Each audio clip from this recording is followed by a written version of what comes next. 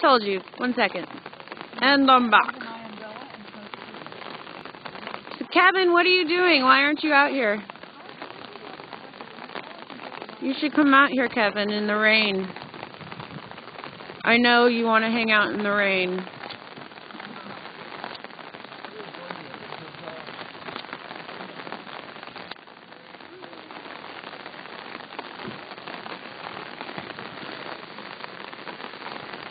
Do you want to come under my umbrella? Yes, while I stir the soup. Yes. Here, you want to hold it? Because I'm holding it with my arm. As long as the camera's under it, we're good. Okay, I'm really cooking. I know all my bags are well, and this is my bag for waterproof. I'm going to get this one out. That's all the list. I have your Sharpie in my pocket, your black one. Cool. I have the other colors. So, what? What? I know, I'm littering. Should we, like, move this so that we can protect the paper? There we go. Protect the paper. Signs. All about the signs. Signs, signs everywhere. Signs. Walking on the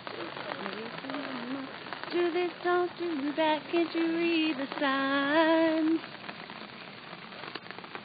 Okay, what are we making? We're making a sign That says soup and truth. soup and truth. We're serving soup. Nice. Truth. Well, we're not serving. We're sharing soup. Is it truth with a side of soup or soup with a side of truth? Oh, interesting. I don't know. Let's see if this actually works. Which came first? Do you want the one I have in my pocket? Does it write on wet cardboard? I don't know. You can try it. The soup, and nothing but the soup. So help us, Bob. This is not working. Uh-oh. Damn.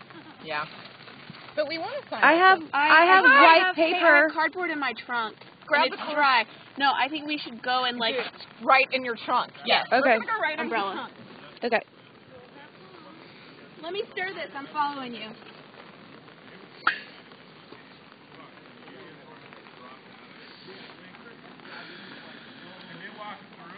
Are you coming to GA tomorrow, Kevin?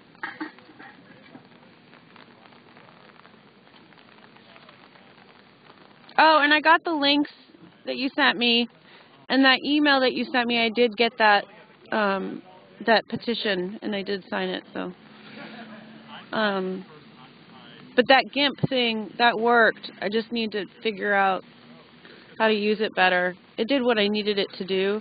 I just need to figure out how to use it better. Because I haven't used those kind of programs in like 3 years, so I need to reteach myself.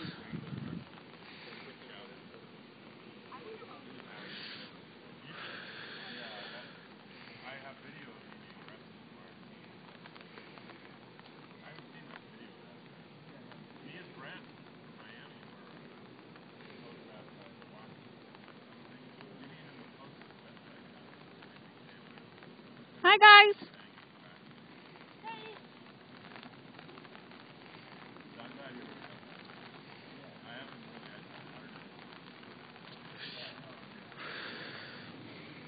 So I'm going to stay here till 9 when they're not supposed to be here anymore and see if something happens. And then if nothing happens by 9:30, I'm going to go. I really wanted to be home by 9, but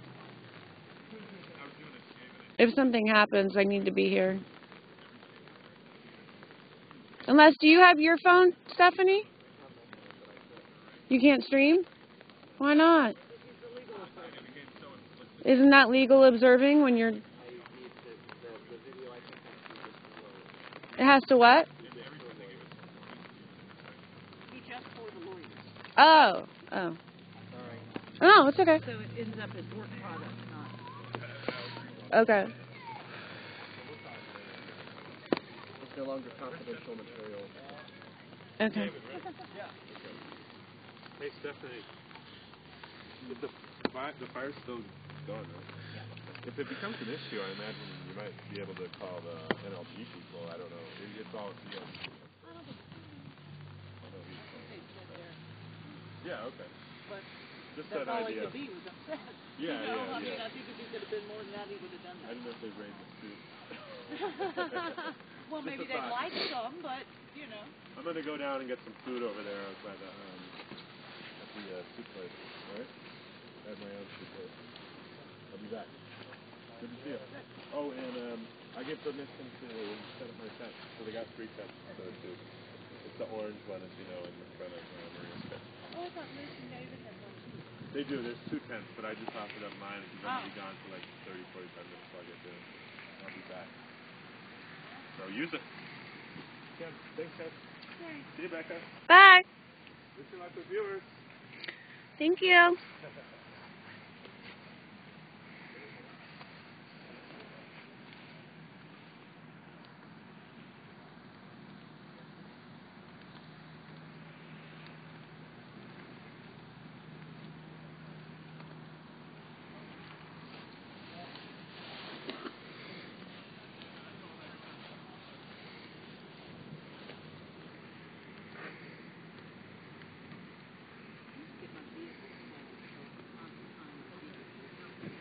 Oh, I'm looking into making bumper stickers. Yay! I think some OGH ovals would be awesome. Okay. Among others.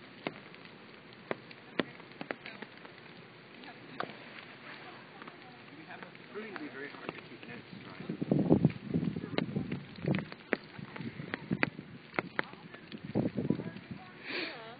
Hi. I'm Sarah Hodges with Independent Weekly, Mhm. and I was wondering if you guys are with the Occupy Everything movement. We are. Do you mind if I could get a statement from one of you? Everybody else does. Nice to meet you. I'm Sierra. I'm Lila. I'm interning with Independent Weekly, and I'm here to get some statements and to see what's going on. I guess my general question is, what do you hope to see happen after this meeting tonight? I hope that the committee listens to the concerns of the community, not just from Occupy, but from all of Chapel Hill Proper citizens about the police's conduct and policies regarding that. And I'd also like to see an independent commission formed. She's being interviewed. Yeah.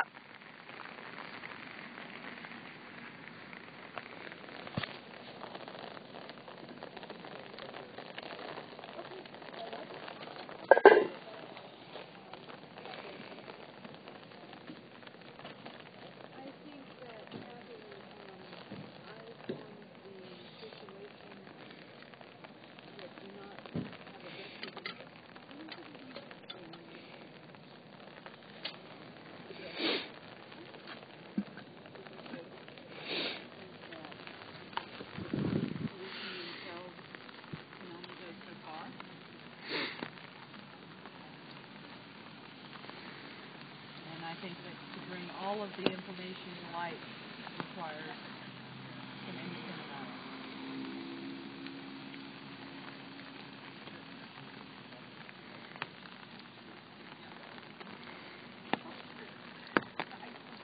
Can I hear your name, Lila? Lila, I spoke to Jason, is that his name? I believe Joe. Joe, yesterday. So how many protesters do you expect to show up today or tonight? Given the weather, I'm really not sure. I haven't been in touch with the numbers to find out some feedback. I think the weather is a detriment, but we'll see. So We'd about like to how have people inside as well as outside. I know there are people interested in speaking to the committee inside, so that's a big part of it as well. are you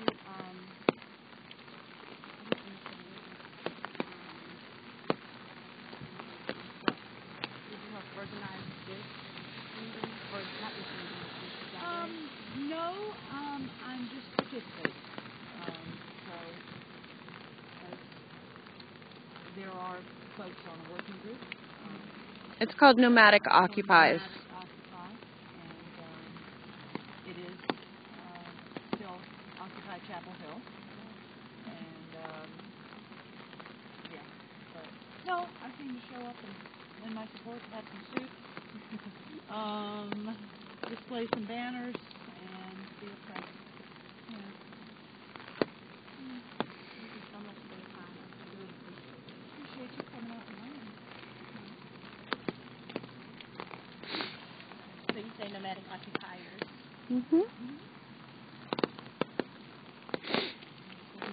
We'll be popping up all over the place in Carborough and Chapel Hill for one night.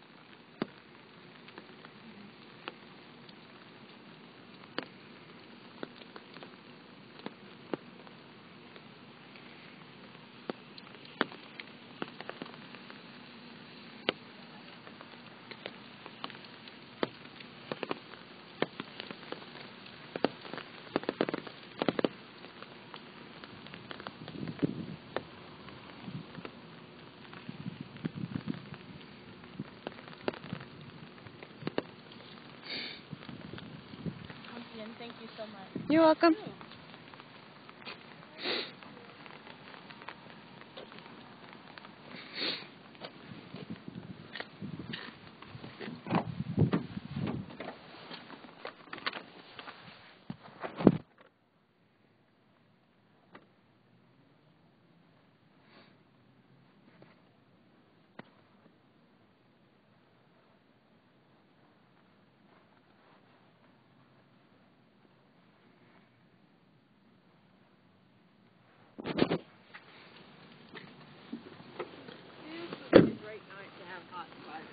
Yeah. Or hot chocolate. Hot chocolate. Or mulled wine, or any combination. I wonder where Brian went. Who the hell? Oh, he's not here for tonight? No, he's coming back. Oh. Busy guy. He's always got something going on. Oh, yeah? Up there. I think I have a rock stuck in my shoe. Ah! I talked to them last night. I do have rocks in my So shoe. this is what we have. What? Liz and David are up there with the police Uh-huh. flyers from the march and the foreclosure workshop notices. I have the crime scene stuff in my bag. Okay. So you can crime sync with food. Cool.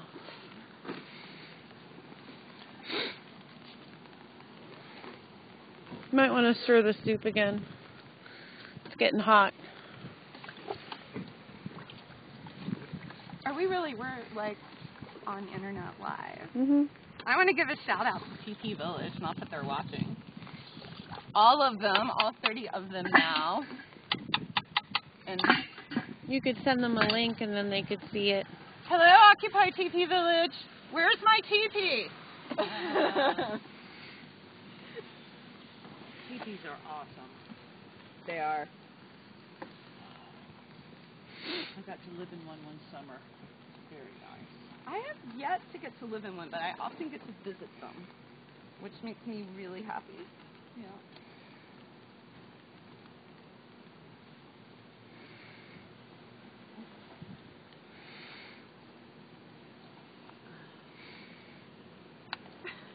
These are like What is that, Maria? This is breaking and entering a new world.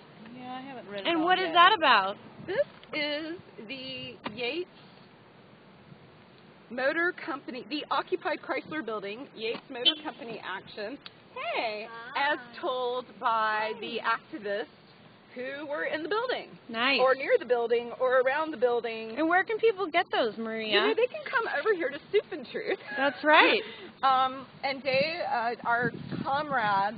Okay, I really want to be clear that we need to not be using people's names on these streams. Okay, So well our then. comrades are over there. Our friends are over there, handing out literature, and they have a sign that says "Soup and Truth." And Nice. you can come over here and have soup. And truth. And truth. Will truth with your soup? How are you? It's not that cold. Did you come out to like protest or observe? I'm a legal observer. Great, because Oh, Stephanie is good. legal observing up there, and she has an extra hat. Okay. I would love if you were a legal observer to make sure that you had a hat so that the Oh, police yeah. and the press know that. And it would be, there's stuff going on there and stuff going on here. Okay. So we don't have a legal observer down here right now, and it All would right. be nice to have one. All right, I'll do that. Thank you.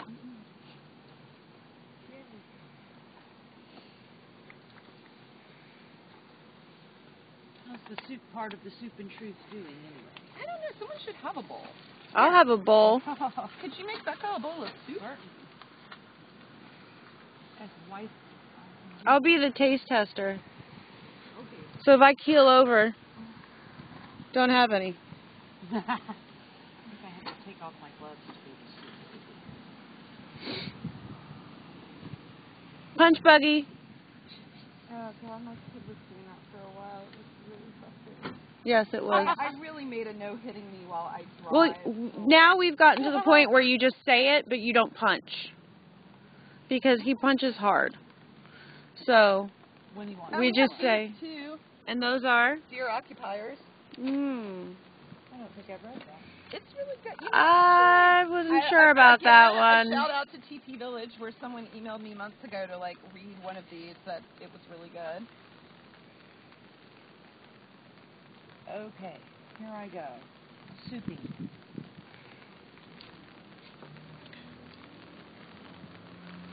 Food, glorious food. Okay, that's my original.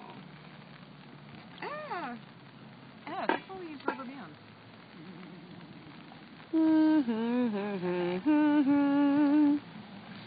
I'm not in the mood.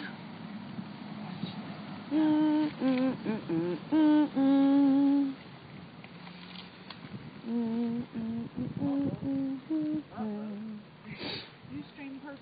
Yes? Come grab this umbrella. Oh. Okay, I got it. Pour it. My hands are occupied.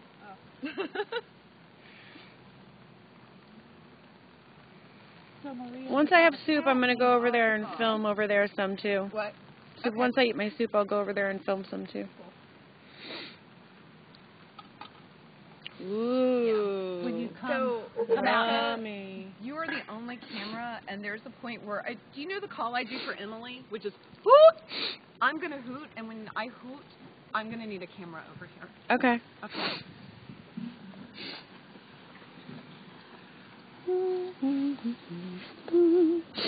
I often, Thank you.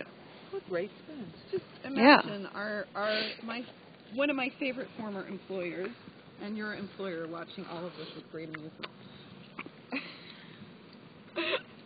Mm.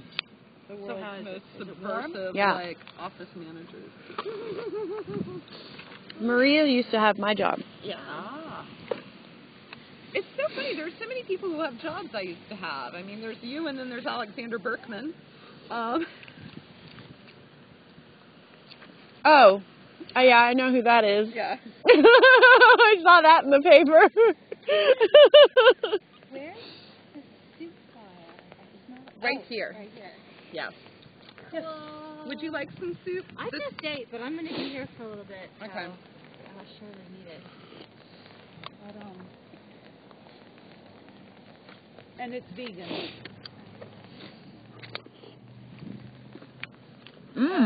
Something was said about the fire. The park They would tried to. prefer that we had brought something that could be cooked in a grill, but it can't. And by the time they mentioned this to us, really it was not safe to move the fire container because it was already lit and full of hot coals, and someone could have been injured. Right. And also, we have it safely here on cement. And honestly, And it's wet as it can be. It's raining. I actually have a fair amount of camping experience and fire experience, and I'm pretty sure we're not hurting anything. Cool. Yeah. Just the smell of it helps deal with the damp. So I only have 10 of these. Okay, I'm gonna walk over there, let my soup cool off, Okay. because it's hot.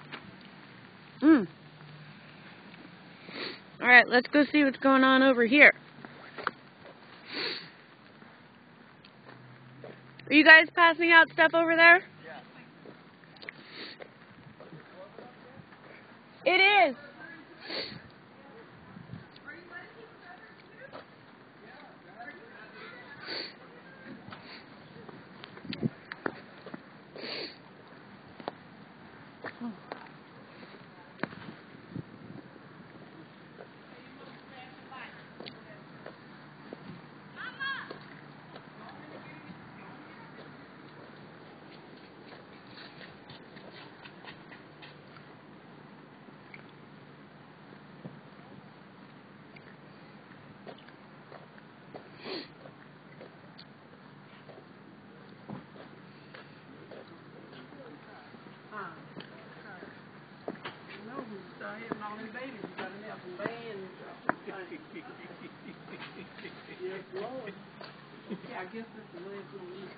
Where's Stephanie? She might have gone back over. Oh. She must have slipped by me. Let me see the sign. Nice. Very nice. Thank you. Yep. And you're passing out. Protest the whitewash police violence. Very good. Alrighty. Well, soup is hot. Good. Thank you. So it's ready.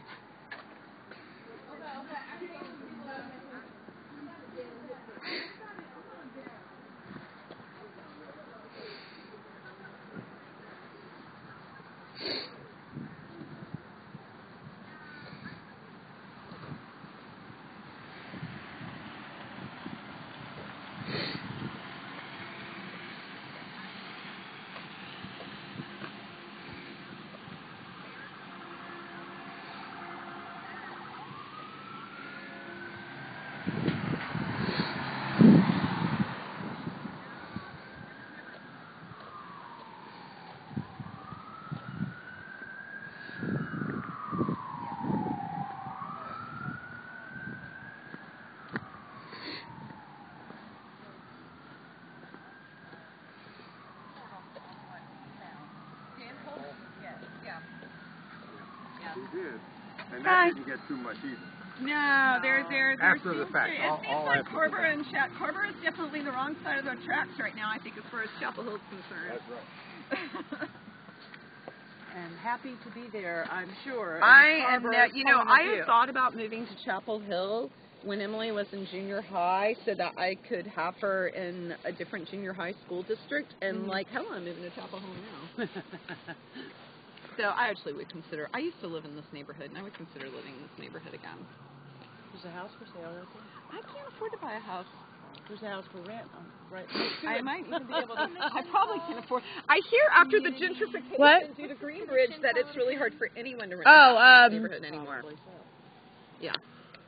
The community police advisory. No, what's it called? What are they calling this? The Chapel Hill Community Policing Advisory Committee. Yeah, that. Chapel Hill Community. I knew it was like Policing some Advisory long. Committee. Battery's low. I gotta plug it in. With my trusty battery charger. Where is it?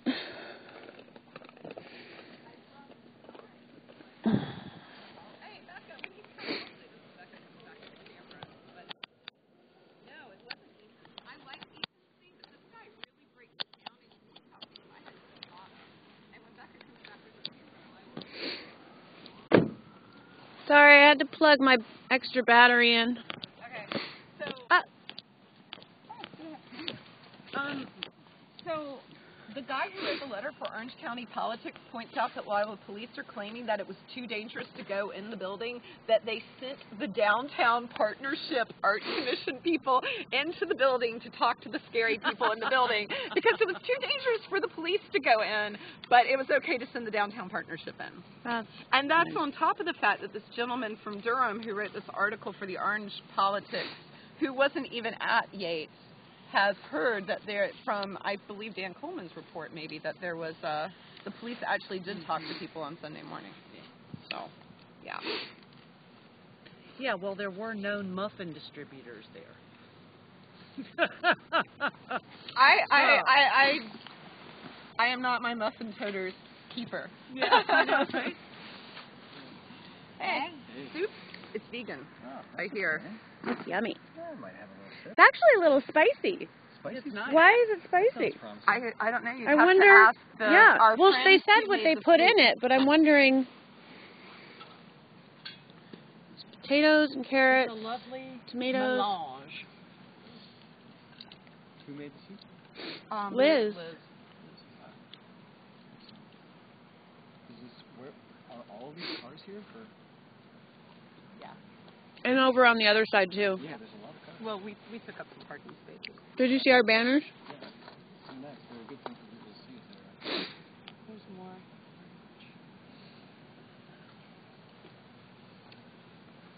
Nobody said anything about my hat.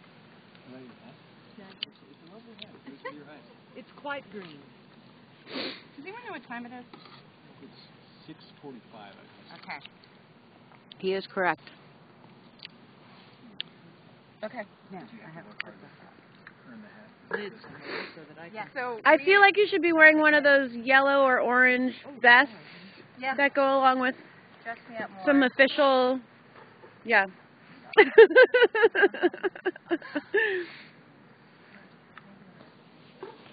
Soup check. I am legally observing the soup. I'm making sure it doesn't get out of line. Smells good. It's very good. At least have a little. Well, and Oh, I will. I have a five. I'm looking at her and say, you can't do that. And I'm going to point out the part that's beautiful mug.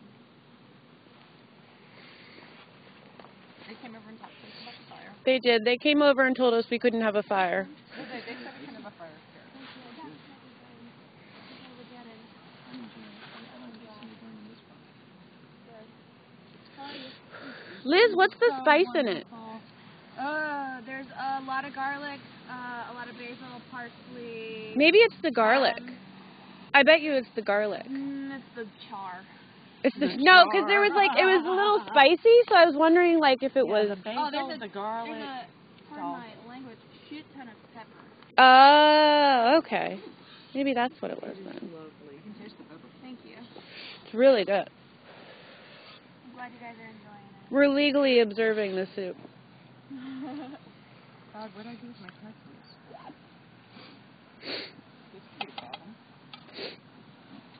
think I gave them back to you. You did. I've been in and out of my car several times.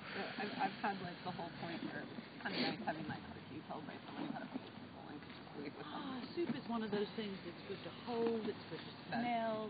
It's just 'cause I kind of want hot chocolate now too. Doesn't that sound good? What? Hot chocolate? You know, eventually we'll pull that off, we'll put a kettle on, and I have coffee and tea. Ooh. I have a 5-gallon thing of water in my car. Are you camping all night? I have a 5-gallon thing of water in my car, but I often have a 5-gallon thing of water in my car. It signifies nothing. That actually signifies nothing other than the fact that I'm usually ready to camp at any time. You really are, aren't you? I really am. You love camping. You know, it's just easier to store my camping stuff. Where are my keys? Oh, ABC News is here. Let's take that because I put the Bluetooth box back in the car.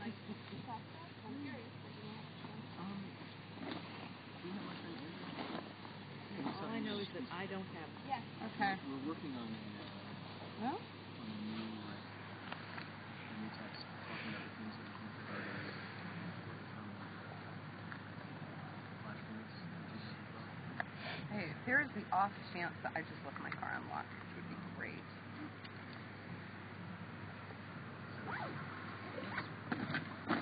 pocket? I mean, I work 5 hours. Oh, I don't have pockets. 3 times. I just have bags. Oh, there they are. Okay. Yay. What is it? I'm going to be in and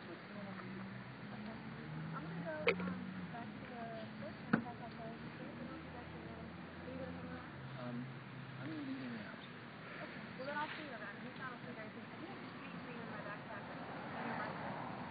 Are you staying here this evening? Do you want an extra pair of gloves? Me? Yeah. I have Are you- to prepare for myself. Okay. Yeah, I don't think it's hot.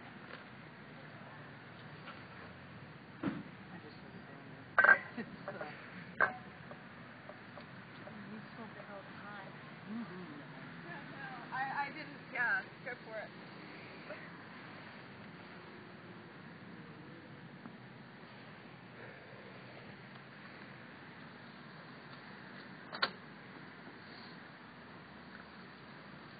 So now I really want to find my pop-up tent.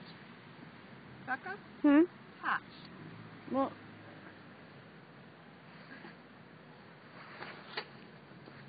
what is it? My turkeys. Okay. They're not on me, and they're not laying on the table. Which means? My car is locked, Okay.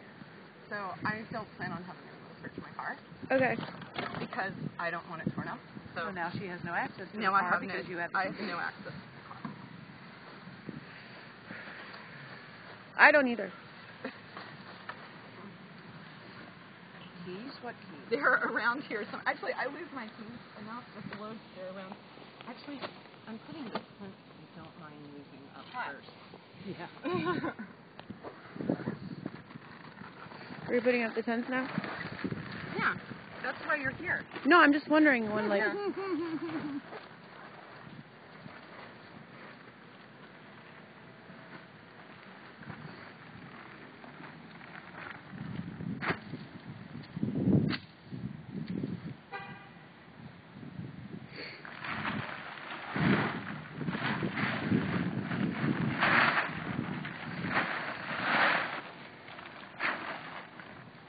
I think my lens is dirty.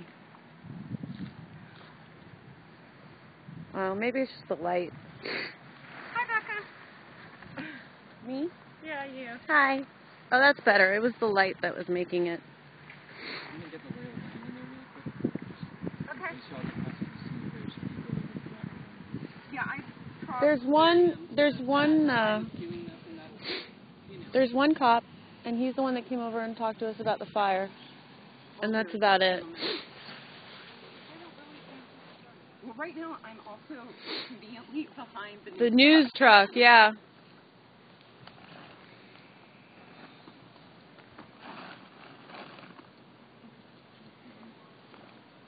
You need some help?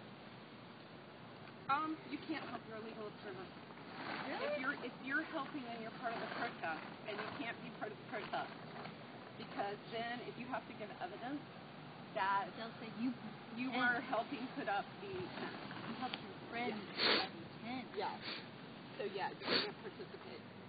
So I am so grateful that you. Okay, thanks, Kevin. Thank you for upholding our civil liberties. I don't know why. Oh, Kind. you know, I actually, I got it. I've done the. Oh, I know. Okay, cool. You can. I've got some things. You can enjoy your soup. I have enjoyed it. So this is our first Nomadic Occupy, First Nomadic Occupy. and we're putting up the tent. You And know, I finally came off the road and came back home just so I could be an urban gypsy. and technically we are allowed to be here until 9 Yeah, o'clock. we're allowed to be here till 9 o'clock. And you know, I've seen people put up like little play tents for their kids and stuff in parks all the time. So, you know.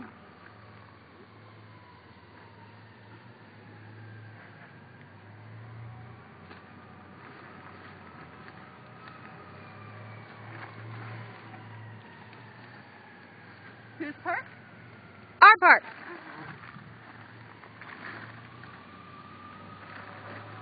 Whose soup? Our soup. True? Our turn! Actually, it's a big issue. Whose tent? Our tent. This tent has been so many places, housed so many people and things. I still have a tent set up in my yard from Christmas. That's true, but the flap is open. I know. Food living in there now. I know. I need to close it. Raccoons. Well, I figured they might need a place to stay too. One more pull, and we have occupied. Yes! One more pull. Oh, it's the crappy broken pull. Dear Mom, I am cursing on the internet. It's okay. You're not the first. Yeah. And you won't be the last.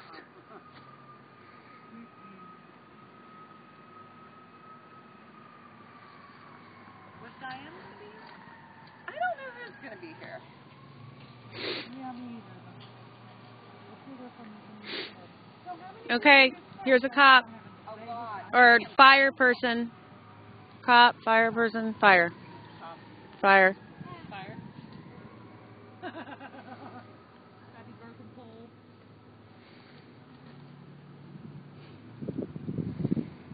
Missed the sleeve entirely. No, it's that the pole is somewhat broken. Okay.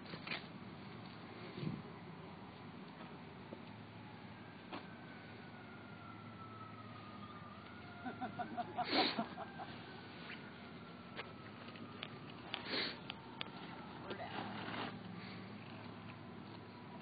Oh my gosh, I remember when I first bought this tent, and oh my gosh, what a great, and I put it up in the front yard, and I checked it for waterproofing, and I laid in my front yard, looking at the oak trees, and enjoying the amazing freedom of having a home away from home.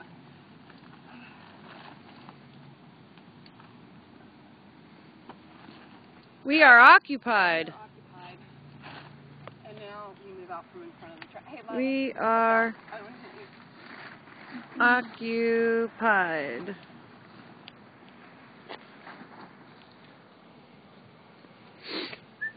So my report from the inside is that right now there's only 2 people signed up to speak. Yeah. Other More people are coming. Yeah, other people want to do that.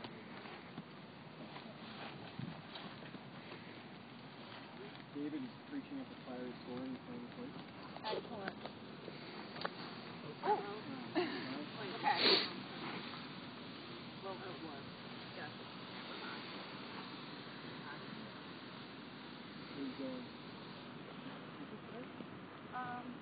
No, that needs to be in the door. Okay. Hold on, Lila, I do. This needs to be.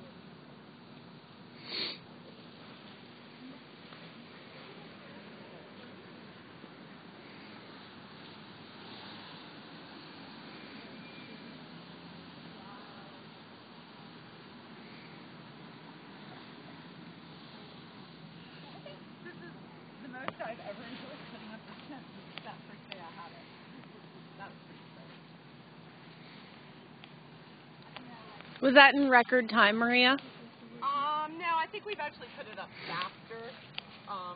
But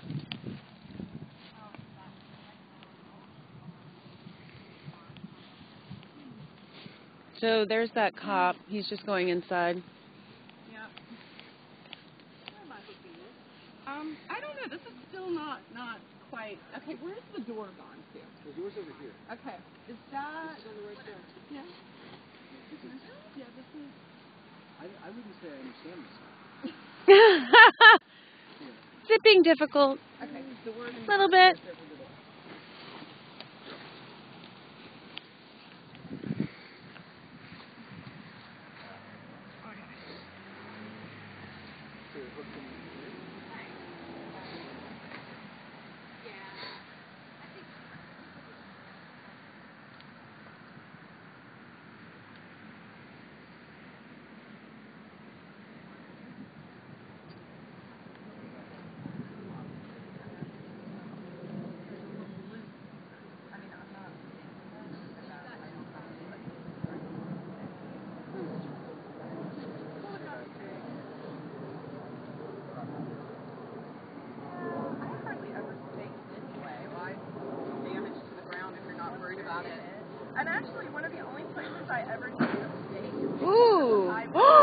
my God. tank anyway, so I had to Whoops. tie. Just ran into that pole. I don't know. I haven't noticed. Well, the last time I was in High Meadow in Colorado, I completely forewent the tent and just left out anyway. It's really my preference. It doesn't believe in life. Last time I was up that high, it was just That van is not a good driver. It just backed up into a pole. yeah. I thought I was on It had snowed about 4 inches, so there was no sleeping out on the ground. Yeah, I was in a cliff in the painted desert, and that was the one time I've been convinced I was going to blow away. Massive thunderstorms in all 4 directions. And I had to tie instead of skate. See you perched on a little ledge somewhere like in the woods. That was one of the best 24 hours of my life. I was like completely by myself. Like great. That would be awesome. Smoking like a true friend. Like what? Like a parent. Yeah.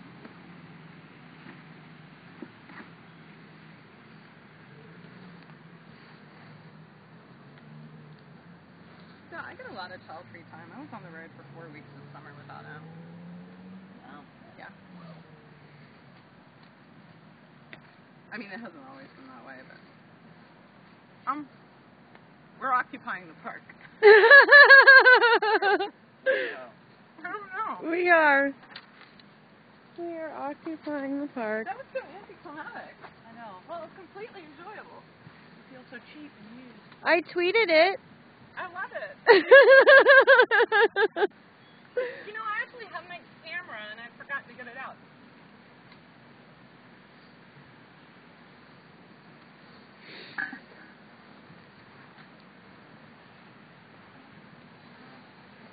There we go.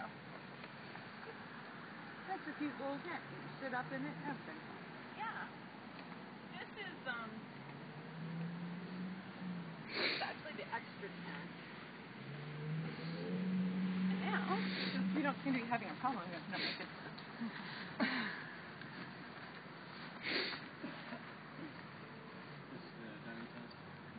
That was my original tent, and what I really discovered is that Emily and I can only live in that tent together very briefly before it becomes like really crazy. So since we were going to be living for 3 weeks in a national forest in Washington this summer, I had to get a bigger tent. So sometimes when I travel, I just let her have that tent. She hits her own tent. Kind of like having your own room. It's like having her own. In fact, she kind of had her own tent before she had her own room. Got kicked out of the single pole. 6 viewers. Huh? 6 viewers. Hello, 6 viewers. Hello, 6 viewers. We're occupying the park.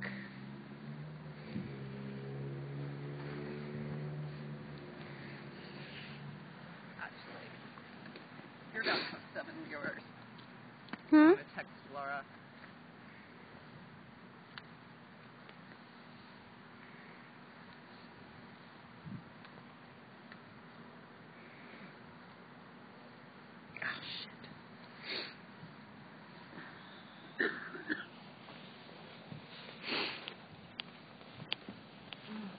Well, that was just a message from Cassandra's mother. Oh yeah, Mary.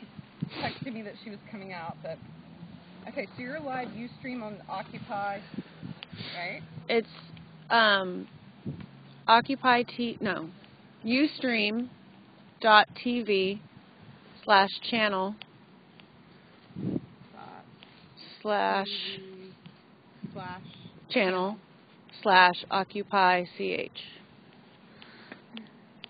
Oh my God. This is not working very well.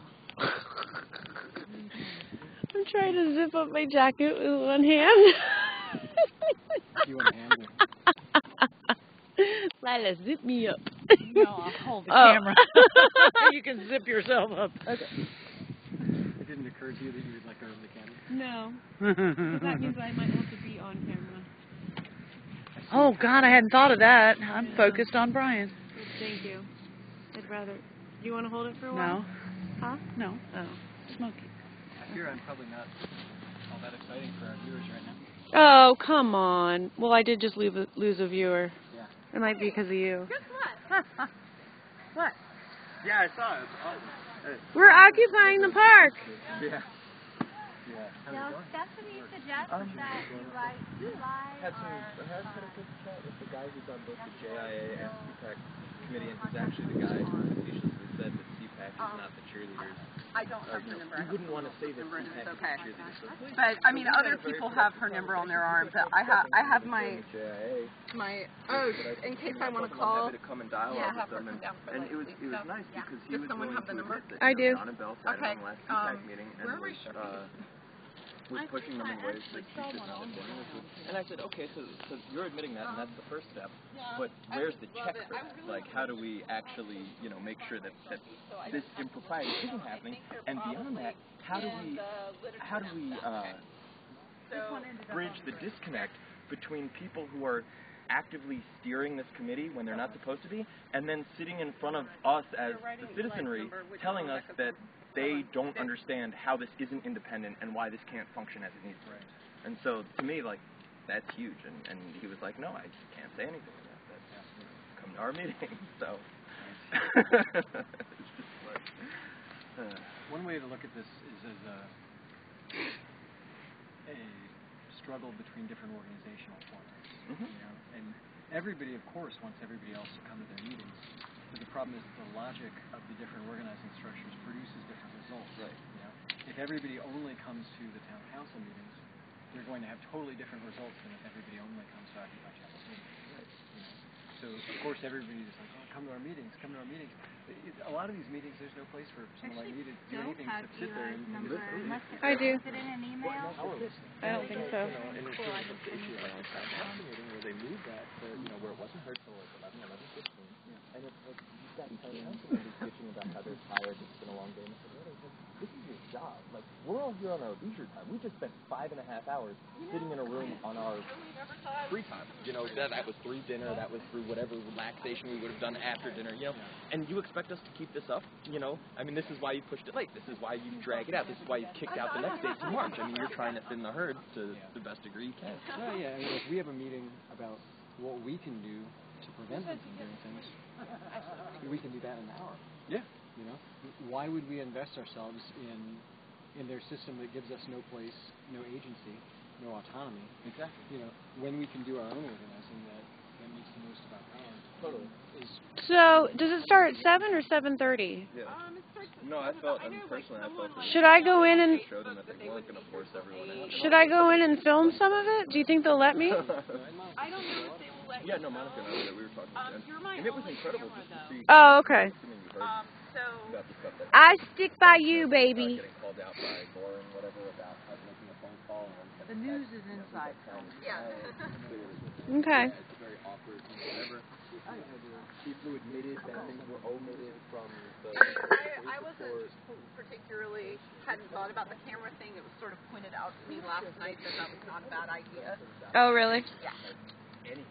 I think after the dance party got shut down, it was particular. Well, yeah, I was about to leave, Yeah. and then I saw them walk over and immediately turned it back on. Okay, actually, can you get that number off Becca's arm so she's no longer filming Brian and David? I already gave it to, Oh, I just, She's wanted it on can you her. write it on my arm? yeah. While I'm putting Here's the problem again. If we make a compelling case that but only then, which is why it was also really frustrating to hear all of this coming out and to still hear the council members saying things like, it's not that we don't trust you. It's like, no, this guy is telling you he just omitted something from the entirety of the was supposed to be. I'll hold the camera and I take the Sharpie out of my fingers. Right. Oh, sorry, camera. I need the number. That if you actually look at what you have, you could maybe say you had one attempt, and that's being generous. Like, you contacted other people to, It's a rainy evening. It's a pot of soup. Near it. you have a number on you, Lila? No. Do you need one? No. I don't think I do. I wasn't planning legal situation. I mean, I can speak as long as I don't focus on anything like I spoke at this town council meeting. So there's no drawbacks to you speaking about the inconsistencies of the report. Yeah, I don't see any. I mean, because clearly, like, I was arrested. Like, I was, you know, they know that I was present at least in the moment of the arrest. Like, I figure anything that doesn't give them anything more than that. Nice. I don't have anything more than that to give them. One of the nice older gentlemen who attends GAs took breaking and entering in to, like, read aloud. Awesome. Oh, yeah, he was the one who was saying some of that should be on record. Yes.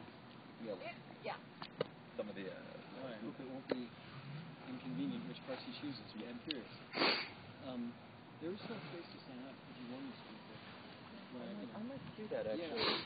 Given the things that I've seen, because having been to CPAC and JIA and... It might be the sort of situation where if you don't sign up, and then you regret not having your opportunity Yeah. to counter some of the things. Yeah. I'll walk you in there if you want to. That would be great. If you want to do that, because it's 7 right now, right? Yeah, it's after I think 7. they just got started. Okay. It's 7:10. Yeah.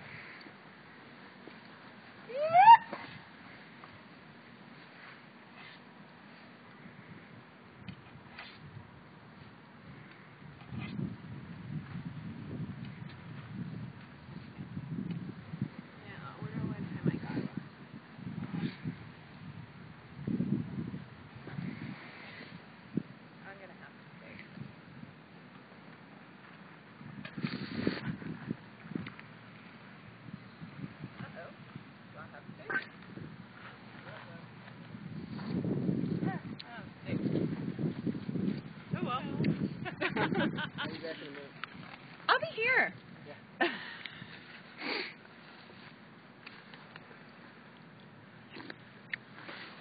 We're doing vegan. We don't have steak. It's Brian's fault I don't have steak. No. Actually, I've been eating roadkill venison the last few days. Great. I saw your post the other day. I've eaten a lot of roadkill in the last few years. What did you have? Well, it was actually really kind of touching because there are deer that frequent Carver and they come up in my yard, and I think it was one of them. We picked up two backstraps off North 21st Street. Yeah, I think that's illegal. Here I am admitting to illegal things online. Wait, Yeah. getting a dead deer off the road? Yep, taking a deer because, you know, I may have killed it out of season and they won't know if I don't have a license. But if it's already dead, you still can't pick them up off the road and eat them because of hunting laws, I think. really? Yeah, you know, Becca, there are so many laws about so many things. I think it's a public health thing. Yeah. They want to make sure that I don't accidentally make myself sick picking a deer up off the road. Because we can't be grown-ups. We can't be grown-ups and make our own decisions. Yep. Well, that seems like me. And you know, I mean, there are people who don't want to be grown-ups and make their own. Hey, Stormy. And I think they make a lot of the law. We have just occupied a park and put up 2 tents. I would like And to say we just occupied the park next to the old house on Mitchell Lane in case any of my old roommates are watching.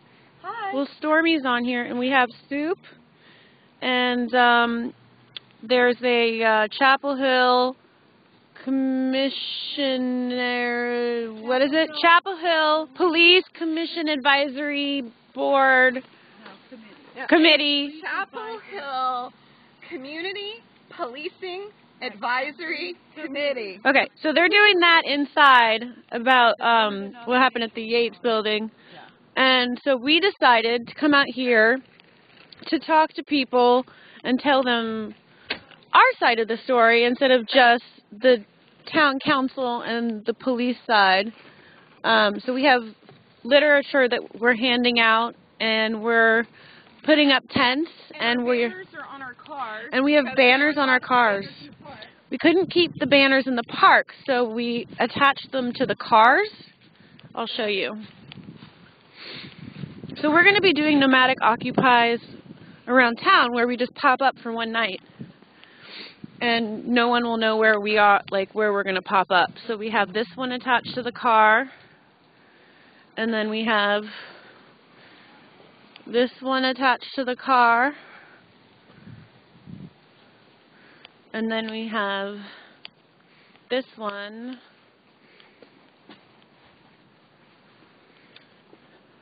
which is Nomadic Occupy. So this is our first one, and we decided it would be a perfect time to do it. We got here at 4:35, 4:30 or 5, between there, and we just put up our tents. I am not staying the night. I have to go home to my children soon. But there are people that are going to try. The law says that we have to be out of here by 9. So it's going to be very interesting around 9 o'clock and see what happens. We'll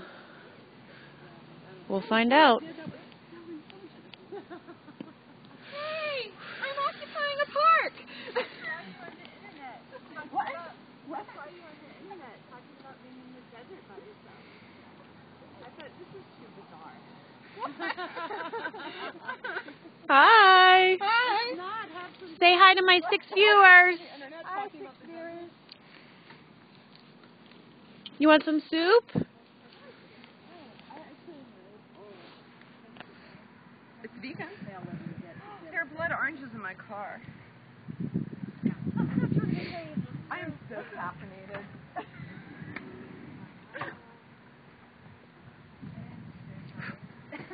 Hey, honey. Ooh, we just got retweeted. Happy to see you. We have legal advisors. We have legal observers. So will you legally observe the Carver Occupy? Yeah. When is it? It's overnight on January 20th, and I mean, I don't feel like we have to be there, but I don't really feel like we need a legal observer because it is Carver, and, you know, it's Carver.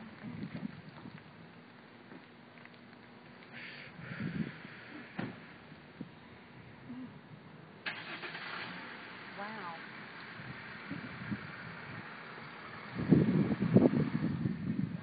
We have tents. We have occupied this park. We have occupied the park. And you have no footage of it. Don't you want to get the tents? Hey.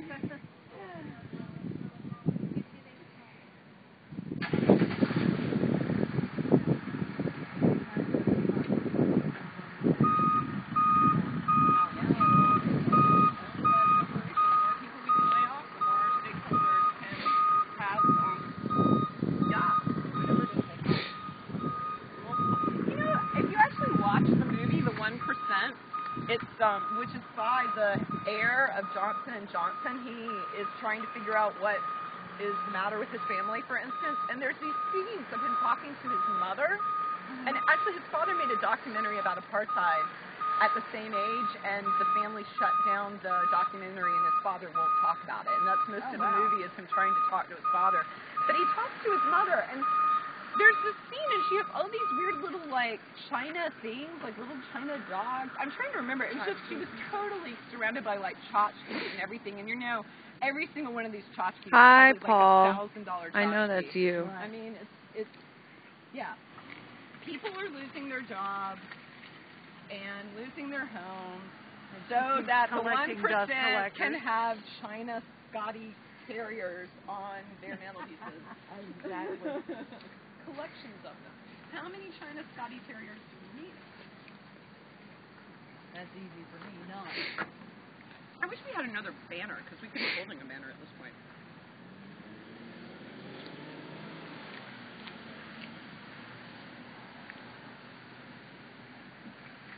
It was really cool to hold the banner with...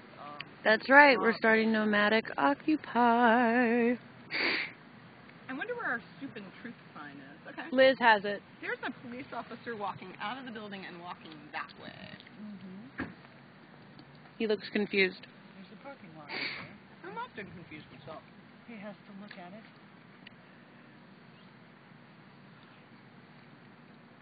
And couldn't give a flip what we're looking at. No, Almost. he's Not until 9 o'clock. on his phone. At 9 o'clock, it's going to be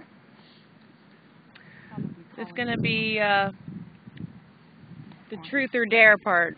Oh. Oh.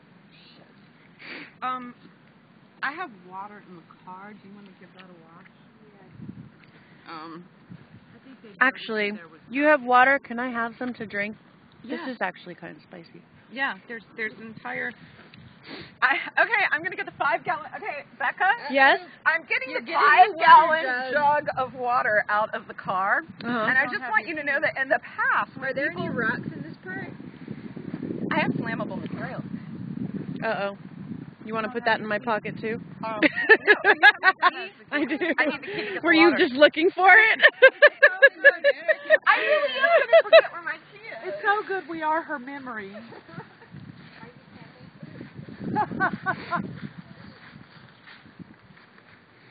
I have my coffee mug in my car, so.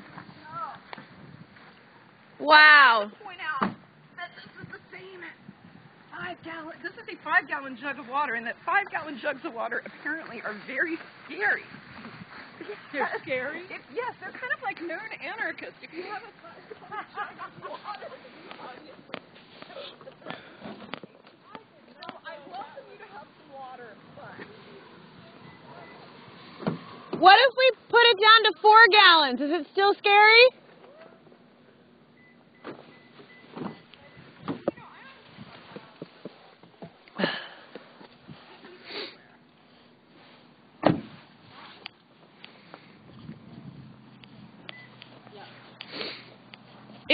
If we get it down to 3 or Representing here, wait, and if Mateo is watching, if we get it down to 3 or 4 gallons, is it still just as scary? I don't know. It's That sounds like easier a to mouth problem. Oh, did I just say that on the air?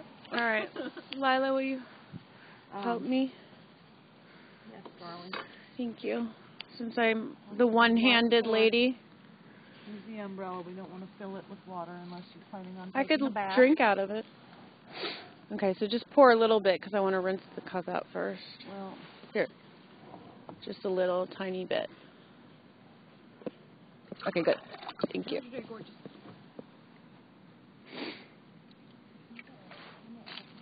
Okay. well, you're going to have to put it down. Okay. We've covered like my good relationship with all my exes, and Whew, thank you. I stay in the peanut butter. Which was the purpose of the water in the first place. It wasn't just for me. Spent 4 weeks on the road without my kid. So, I probably shouldn't be the one to hold this jug and wash the spoon at the same time. Why don't you ask for help? Yeah. Here, give me the spoon.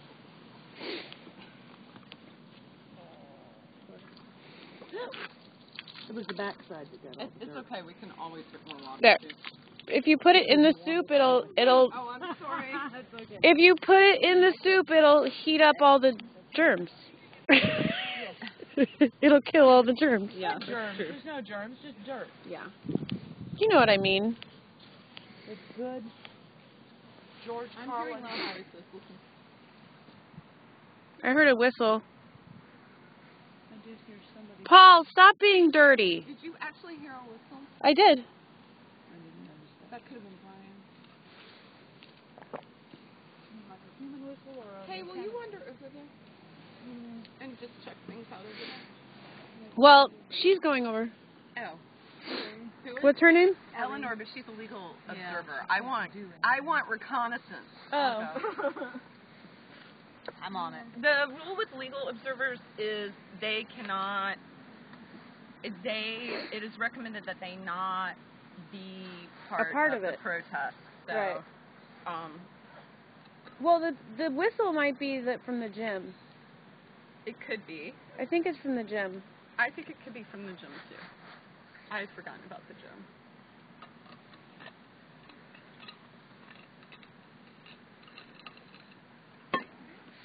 Hey, Lila, the whistle was probably just from the gym. Yeah. The whistle was probably just from the gym. So I'm sure everything's fine. I'm halfway there. I'll let you know. Okay.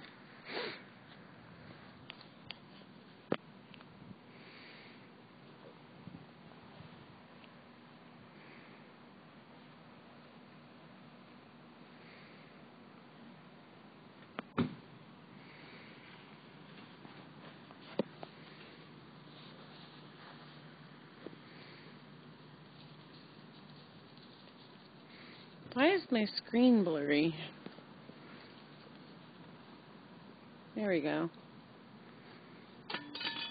Okay, I actually have a water bottle, so I will wash it with my water bottle and not the 5-gallon bottle. Wipe it off and don't tell anyone, and then it's only streaming to the internet. Honey, it's on the internet forever. That's funny. They're gonna watch this later and be like, was that before or after the spoon drop?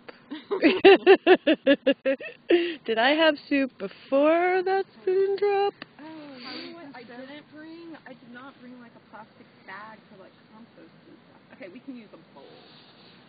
How is this dough working out? What are you fueling it with? We're using charcoal because the wood I had set aside got rained on because I didn't think I planned to gather the wood up today. So we're using charcoal. It's natural hardwood charcoal with no artificial chemicals. And yeah. Is that the bean meat? No. It looks like her for a minute. It did look like her for a little bit, yeah. I saw her at the mall a couple weeks ago. I have a text that says, the chief is making calls to someone, don't think it's about us yet, just a heads up. Okay. Hi. How long ago was that? Like right now, it just beeps at me. Okay. Hi, yeah, it's Colin trying to get in my car. Do you want my keys? Or do you want me to hold your keys? Hey, how's it going? Good. Is that my tent? No, these are my toes. Oh, mine's still in there? Yeah? Oh, okay. Yeah, I thought that might be what it looked like since I've never set it up. Here. What's that? If you want it, you can set up a tent. They didn't stop me. Oh, no, yeah, I'll set mine. Are you guys staying overnight? Are we on your stream? What? We are considering staying overnight. I've certainly camped in worse weather, and I've put up a tent already, so. Yeah, I'll stay overnight. Otherwise, I'm not going to set up my tent. Okay, well, I will tell you this. You might want to wait and see what they do when the park officially legally closes at 9. What's that? Because at 9, it may be the option of taking down the tent or staging civil disobedience. So. Well, I'll do the latter, but not the former. Yeah. So if I'm going to set up my tent, it's for either to stay the night and or civil disobedience. Okay. But you guys might just disband. I'm not sure I'm willing to get arrested over this part. I mean, so you get arrested over an orange or a banana. Yeah. Like a piece of fruit. For my keen powers of I do it for a living. Yes. There are about 20 people inside. Yes. There are other programs going on in other places. Right. In the gym. So Right. That's where the was whistle came from. And the yelling was some kid yelling at his mom about it. Okay. So there's Very well There's done. protests going on inside right now? There are people who are there to speak, and there are people standing in the back of the area. Uh-huh. Is this like a Senate building where there's you got to take off your belt and stuff, or anything? There is one old cop sitting in a folding chair. Oh, so you can just walk in? Actually, that would be Officer Fahar. That's Fahrer. Are you guys... No, he came and talked to us about the fire. Oh, that guy, yeah, I met him. He's an old friend. Oh, yeah, he wanted to know whose fire it was, and I'm sure you know what my answer was. So... God's fire. I mean, I suddenly had that whole, like, no one owns the fire. What do you mean, whose fire is it? Right. Whose stove is it? Is a legitimate question, but So whose Oxford fire is is my it? leader. We're going to do it that The way, fire huh? belongs to the fire. Property is theft, we should tell them. But, okay, well, let me know, fill me in about this tent thing as it goes along. Okay. I'm going to go inside. Have a lot of people showed up, or what did I miss? Lila? You haven't really missed anything. I I think that they are still waiting to speak. So I'm not sure where they are in the process. I have not been inside. And what I read on the site is that the town manager wrote a report praising the police. Yeah. Yes. And that's what this is. They're releasing. No, Is this this is a separate community It's a community advisory advisory committee. It's the last chance of any arm of the town to say this was a bad idea, please. Right. This is still town-appointed folks, Right. There's a cop. Yep. pretty much. And so, Yeah. yeah. So there won't be any change unless we do stuff like that. And even then, and overthrow them anyway. I thought it was interesting. Someone made a comment today to one of Jeff's posts that there, like it or not, there was an independent review being done. Yes. I There are thought that was so pretty many good. people writing online about this. Huh. And Jeff was like, "What? What did I miss? What?" Like, I'm not even gonna. He'll figure it out. So right here, you guys are just kind of eating soup and chilling out and watching tents and stuff. Yep. I'm gonna go inside if that's cool. That's cool. Okay, great. Thanks. Let us And- know what's going on. Yeah, if I get out. But do they have bathrooms you can use? Yeah. There's a Great. gymnasium and stuff. I'm Colin. Hey, Nice to meet you. nice to meet you. You're a legal observer? I am. Great. Yeah. Are you also a lawyer, or Nope. so you can't legally give You know, I actually legal meant to advice? share that orange. Does anyone want some orange? Yeah. Oh, You let me can get another one. illegally give legal Right. advice. Who wants to do that? That's just meaningful. Are you camping out? Yeah, I've been traveling in the Occupy movement. I have a tent to set up, but they might disband willfully tonight, and I don't want to set up and set down. I'm going to have to set up in the woods and set down there for you. Right. Okay. Yeah, and if it gets damp, that's kind of right. Yeah, but if they're going to do it as civil disobedience and or stay here tonight, I will. I've got an NLG number here. Maybe it's the correct one. 919. Yeah, I got it from Stephanie, and she's Yep. legal observer You're good. tonight. Yep. You're Well, good. thanks for helping out. Yeah, thank you. Well, thanks for putting it all on TV too, Becca. That's right. That's what I'm here for. No, it's good to see you. I'm That's sorry your to occupation? joke around so much. Oh. You doing all right? Me? Yeah. Yeah. Good? Are you? Yeah, I'm great. I'm okay. You're okay. I'm okay. You're okay. Except with a gunplay. It's all fun and games till the guns come out. So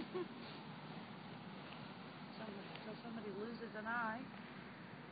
That's the old saying. You know, the ante is up. Yeah. It's all fun and games until someone gets their eye poked out. Yeah. What's that look like from this side? Or their head bashed in.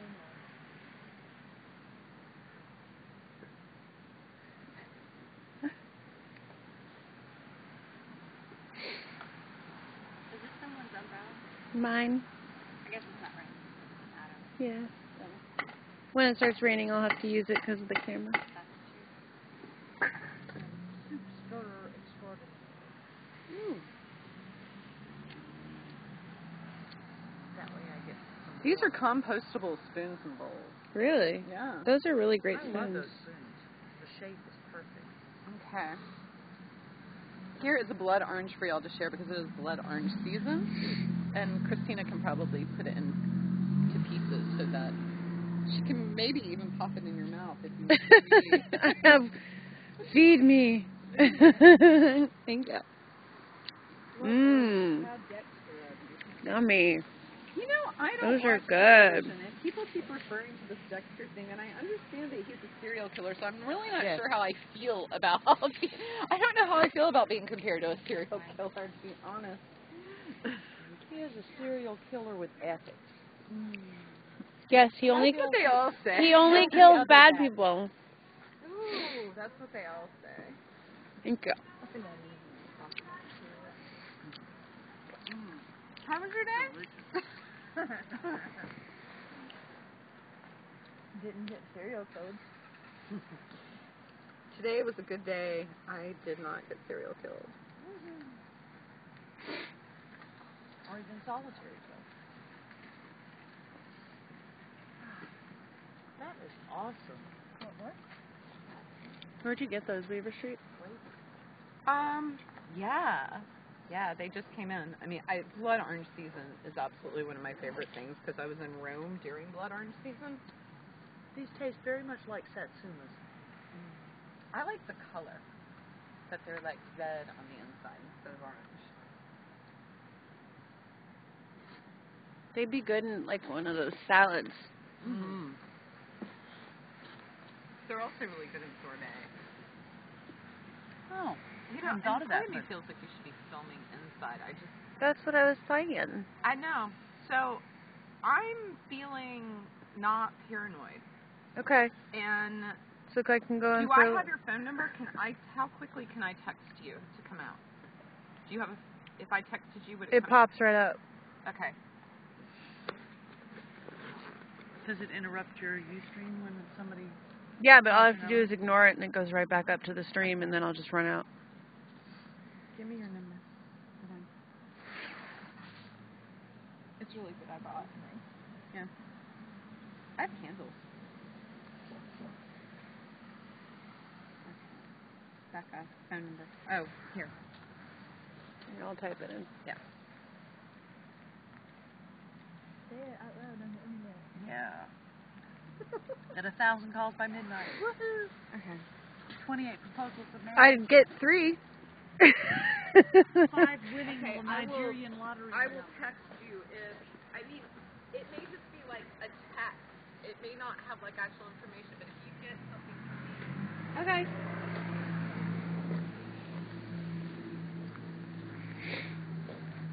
Okay, I might have to put you in my pocket when I go in. So, be prepared for blackness.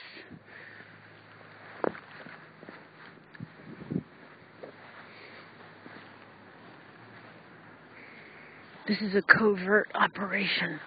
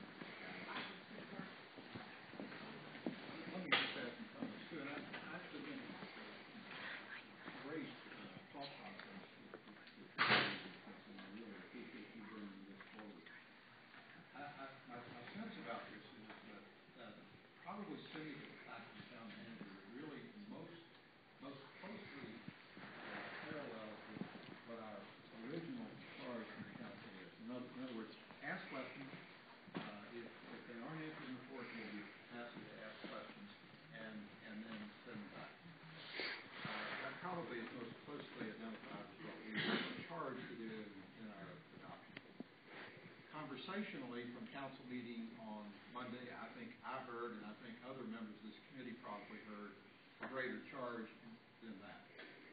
And frankly, I think people in this community, if they want this board to adequately do its job, needs it to be more than just ask questions.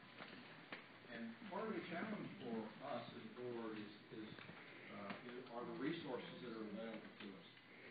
If our only forum is for us to gather here as 9 people and set up a microphone and allow people to speak, that's a fairly limited resource. And if we live in a community of 57,000 people and we've got 20 or 30 of them here, a minuscule part of the people have shown up in this forum to say something about a problem that's identified in our community.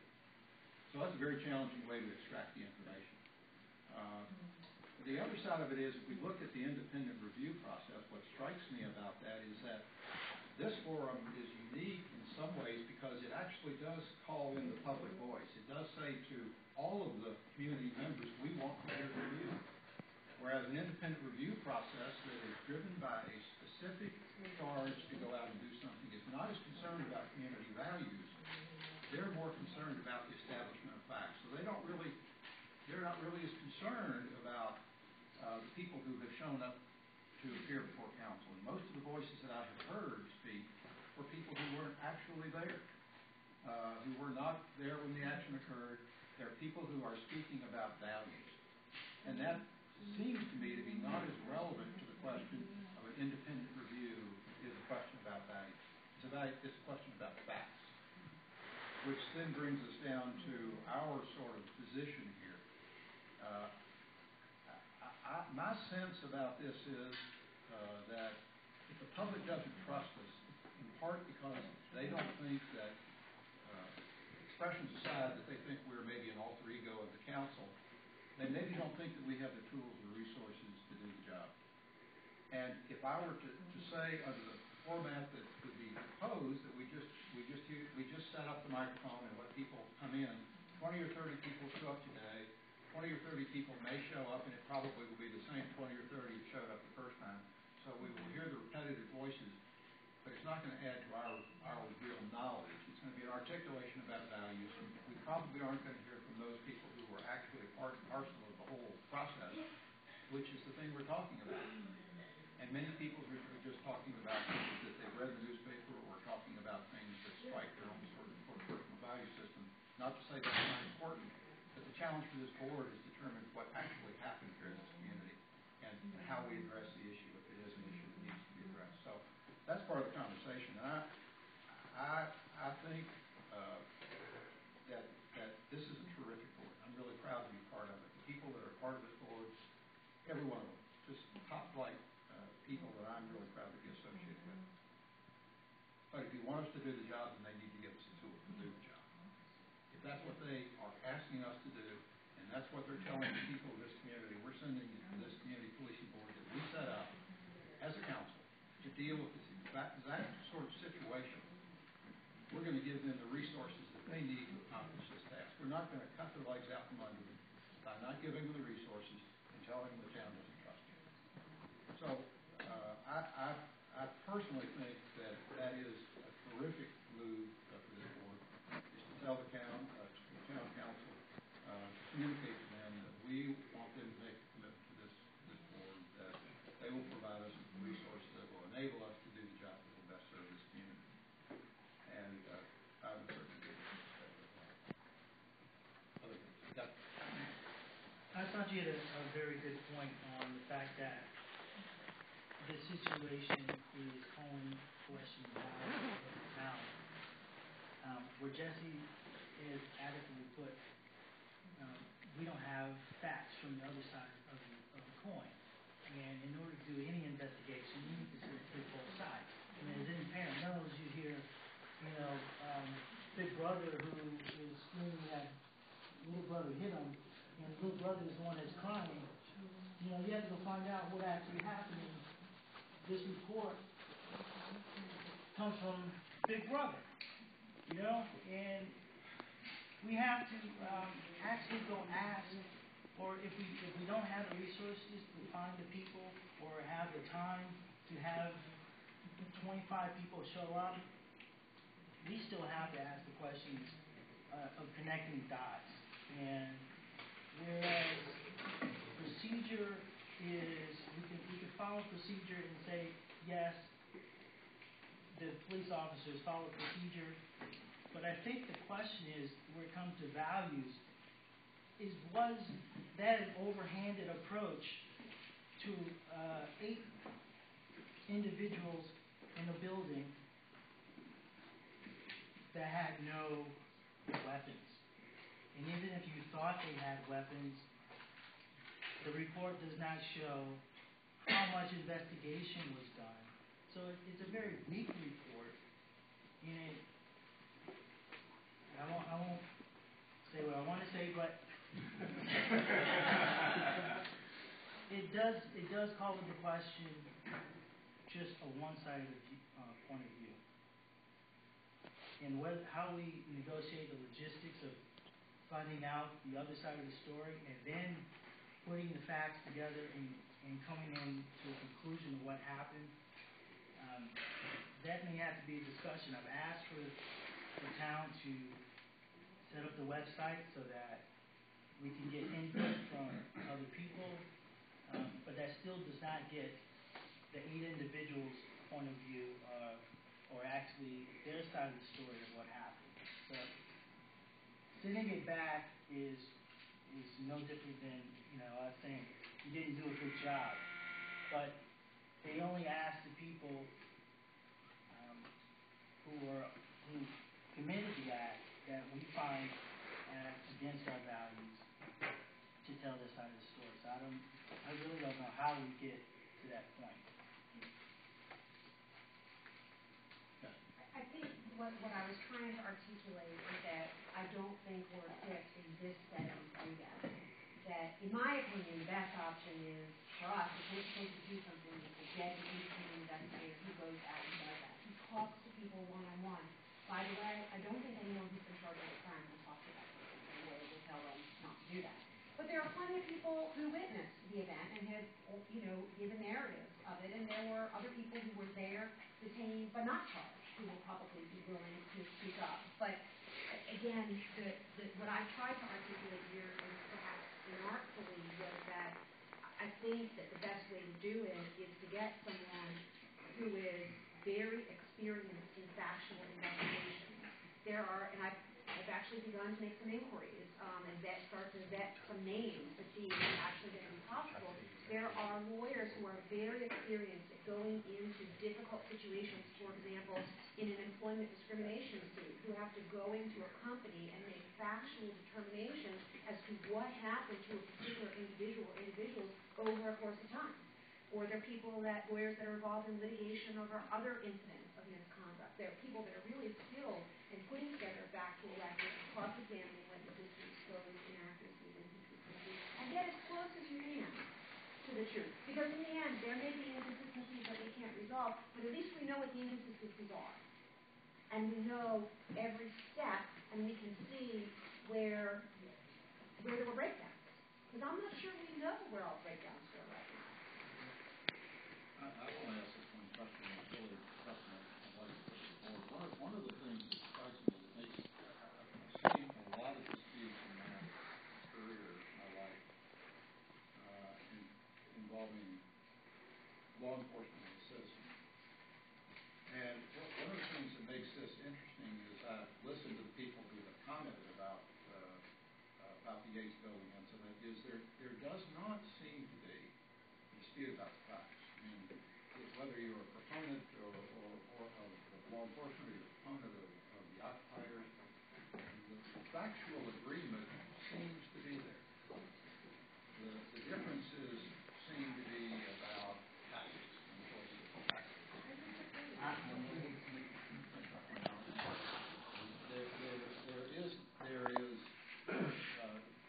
There up to a point there does not seem to be a factual. There don't seem to be factual differences.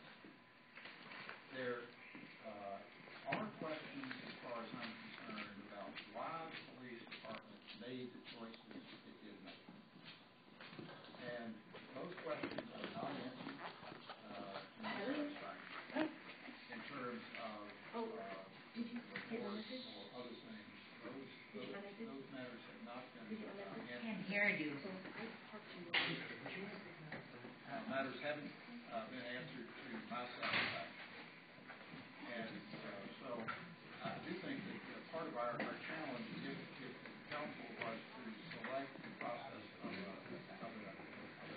investigator, what is it that we would want the investigator to do? Would it be to investigate from ground zero, or would it be to start at some other point? It's pretty clear to me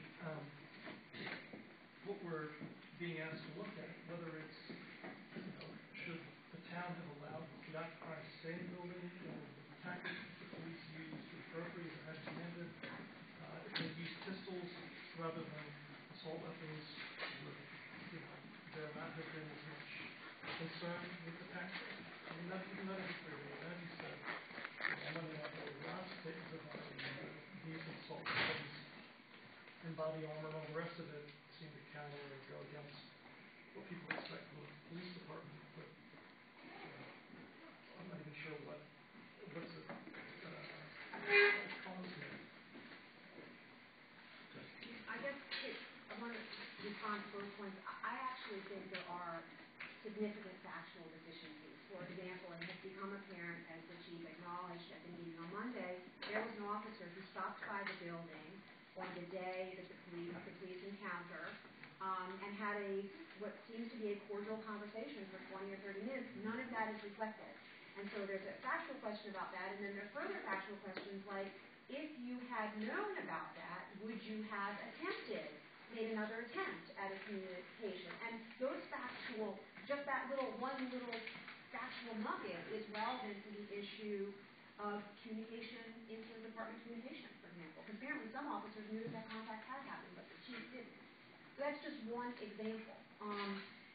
As to what we're supposed to do, I don't see anywhere in the resolution that they adopted that we are, and I surely hope we're not supposed to weigh in on the propriety of the police action. My understanding is that we are supposed to report back on policy and procedure changes that implement community values. That's what the resolution states.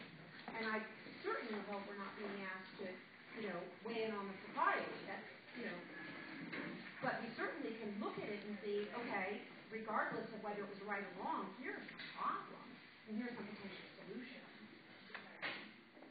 I share your concern about whether we're being asked to look into the propriety, and I think indeed some people are asking us to make a very determination. And I think that I share you as one voice. I share your concern about that. But I do make this point. I think there are 7 incidents in 2010 where the CERT team was deployed. Each of those were high-risk arrest and search warrants, a couple of search warrants, and drug use or drug sales, which you would expect in drug sales that there may be firearms involved. So I would understand the CERT team going in there. So maybe I am asking the question of propriety because you have people in a building, and this happens, this long list of opportunities where the CERT team was deployed. One incident for the Gates building, and with their investigation, which would, we would call into question their investigation or intelligence, with, maybe some kerosene or lighter fluid for barbecuing. They just say flammable and rocks. And all they were doing is to go clear the building. So I guess my point would be on propriety. And if that's not our charge, then I think that's what the public is asking. Is it overhanded? Well, I do think that that's part of the challenge of this board. When this board was created as an advisory board, as the members know, that has been part of our, as a new board, whether we're a new independent board that's appointed by the council, or we're a new community policing advisory board that's appointed by the council, the conversation is still very critical to us moving forward. And one of the expectations we've had is that as a board, we would look at issues of policy and other matters dealing with community policing that may time to come up and make recommendations to either the police department or the town council or both, as the case may be, to support the concept of community policing, which is intended to instill a confidence of the community in its law enforcement. So that's the reason we're called an advisory board. It sure seems like the conversation that was held on the council perhaps that's expressed a greater expectation of this board. And so the question is, how do we meet that expectation? And because it is important to me that people in this community trust us to do the right thing. That's important. And I think it's important for the council. And I think some of the ambiguity about our charge doesn't serve our interest, and it really doesn't serve the community's interest, because it helps feed that lack of trust as to whether or not we can adequately do the job when there seems to be confusion about exactly what it is the job we're supposed to do is. So, yeah, I understand. I'm feeling a little unclear clear myself about our charge. But I want to go back to the idea of a factual review. I mean, the one thing that occurred to me is that this incident, many people in our community are surprised by what the police did with this incident. And so this incident highlights two things. The first thing we need to know is if it's consistent with current Chapel Hill Police Department policies and procedures. Okay, is it or is it not? If it is consistent with Chapel Hill Police Department policies and procedures, are those policies and procedures consistent with law enforcement best practices and the values of this community? And we can't answer either of those questions without the factual record. So my feeling is that that's where it's got to start, no matter where it goes, with what we do with that information. And I feel very strongly that we need to make a decision about whether we're going to recommend the hiring of an independent investigator tonight, because the clock is ticking. Memories fade. People leave. The ability to do anything, to me, hinges upon getting this information. So I would like for us to really make a decision about whether we're going to make a recommendation to pass this back to however the protocol is, the town manager, the town council. I'm not sure who it goes to, but it needs to go to somebody who can make a decision. Other comments from? So it's just, if I understand where we are, it sounds like the decision point is, do we make a report to the board proposing the three options and letting them choose, or do we recommend the one that we think is the best? Is that, did I hear everybody's comments right? And I heard at least two people say to go the latter route. Right. And I would actually urge that we go the latter route. That we continue to move forward. Otherwise, if they wait for council's other meetings before they get around to acting on those posts, I suggest we continue. What about what about the appropriateness of the immediate and direct request? This as a direct request to the manager, not the council, to fund this. That's what your proposal is. I don't. And that, tell me if I'm missing that this would somehow insult the council to take this route. I don't. I'm not sure it would. To ask to get an investigator. Well, let me ask. But I believe. Let me hear from. We've got. Would you hear from the public on this? Let me hear from our council liaison. Michelle, if you would have to comment on that. The question is really about the correct route for the funding apparatus. Should this be directed to the manager more appropriately, or should it be directed to the council? And as a point of clarification, as opposed to this being the public comment period, which is about to happen, this is our town council liaison who's there to answer questions when we're not sure about what's happening. I will say to you that there will be, when we conclude this conversation, we will open the floor for public comment. So I think the thing that I would say is that if you're going to pass this back to the manager, and I believe that was where it would go, there needs to be some clarity about what you find lacking in the factual record. What exactly it is that you're thinking that an investigator is going to be able to accomplish. Because that is kind of what we are looking for you to do, is that you are the first side. You're the sort of space that says, for the council, it didn't seem to be a question of what happened. It was a question of why was those set of events happening. And if, as Kevin said, those are, and as Lee said, those are the set of events that you would expect, A, due to Chapel Hill PD regulations, B, best practices, but also looking to see if that fits within the values and principles of Chapel Hill. That doesn't mean that you have to make a decision about if this was correct or not. I mean, taking in the comments that come to you both from the internet and from this group of people here will tell you if there is a sense that there is some inconsistency between what Chapel Hill citizens expect and what they got from today. But I definitely think that I would like for this committee to give something back to the manager besides Jeff. This is incomplete because we kind of knew when this came to you that it wouldn't be complete, that this is a one side that a set of people had made this report, and with anything that's made by a set of people, there's always something else that other folks will see if they look at it and read it, and that's what we were kind of expecting from you guys. Well, what you represented to me was that what they were expecting was questions back, and in some ways that doesn't strike me as particularly helpful. There's lots of people who have lots of questions, and we still got them. And the more questions that are asked, the more answers that are provided, the more questions there will be. I think in this committee we probably come up with hundreds of questions. But I think also the answers that are being asked are the ones that we need to figure out. I think the question was answered.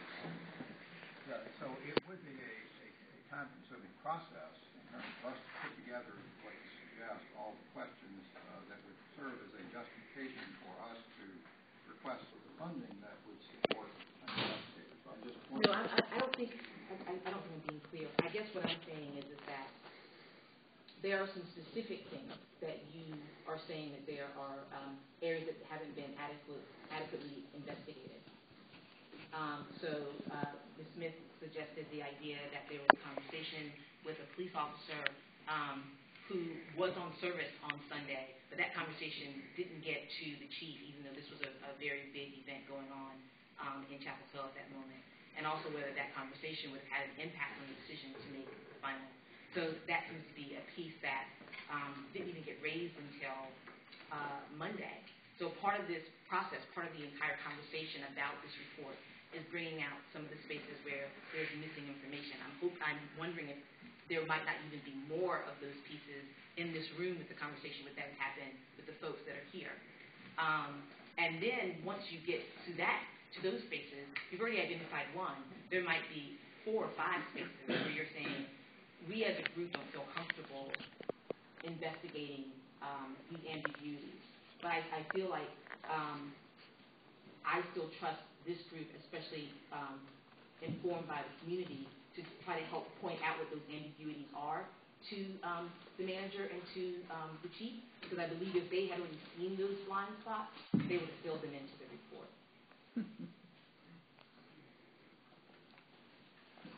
If we go in the investigator room and he comes back with a factual report, it sounds as if what we would then do is, look at police policy and procedures and say, they didn't follow this, they followed that. There isn't a policy regarding this. We need to establish one, and that would be kind of our purview.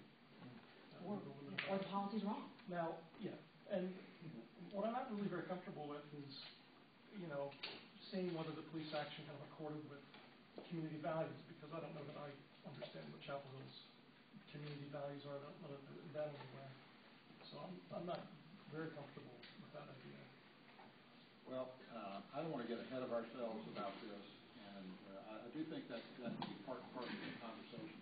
I think questions were raised, community values, civil disobedience, amount of force required. It's a very complicated issue that has a solution in there somewhere. But I'm sure we will have ample opportunity to discuss all of those things. Jesse, did you want to add anything further about what you're proposing? No, I would just be really interested to hear whether folks think that it's something that can work us towards a solution to this challenge of community contact. I will intend to do that when we open it up. That's what I would like to actually do. But are there any members of the board that want to ask any further questions or have any further discussion about the one thing that I would like, just in thinking about Councilmember Bell's comments to us, I went home and I wrote, one of the things that we asked for when we got this report was supporting documentation. That was something that Ms. Smith had suggested and with which we all concurred. And I don't even know all the supporting documentation that's available from the police department. I mean, there's incident reports. I want to know who was involved in the internal review, how the internal review was conducted, all persons identified as people who should be interviewed. a list of all persons who were interviewed. If they weren't interviewed, why weren't they interviewed? Who were the main characters? Who was, a chronological timeline with key responses or actions by occupiers and law enforcement. But for everything that I think exists, there's lots I don't even know exist. And so that's why while I can fill in some holes, I really feel as though someone who's experienced in these matters and has conducted previous reviews like this will know things we don't even know to ask for. So that's what's important to me, is that not only do I have my own ideas, but that I have someone who's independent that I can trust that would say, I also think we need to look at this and this and this and this. So that's why I think that we need to do this. And I think from the public commentary on this, is we'd like to know that you trust us more than you would trust the council to appoint an independent committee or person. Because council might just say, well, how is this different than just appointing someone separately? Why should this committee handle that? And so that's an important issue. Should council appoint an independent committee or an independent investigator, or should that be our purview? Anybody else? I think that there is a motion, or you putting a motion on the floor for a request? Yes, I guess based on that conversation, I would move that we request from whoever the appropriate person is, manager or council, an appropriation of funds to move forward with a comprehensive and exacting review done by an independent investigator for submission to this committee. Before someone seconds that motion, it's a point of personal privilege. Would it be better to have the input from the audience now before we get a motion on the floor, in which case it may not be appropriate? That's perfectly fine. If we could hold off on the motion. I like that. All right. Anything further? We'll put this matter as the moment. Anything further? Any other issues that we need to raise before we go into public comment?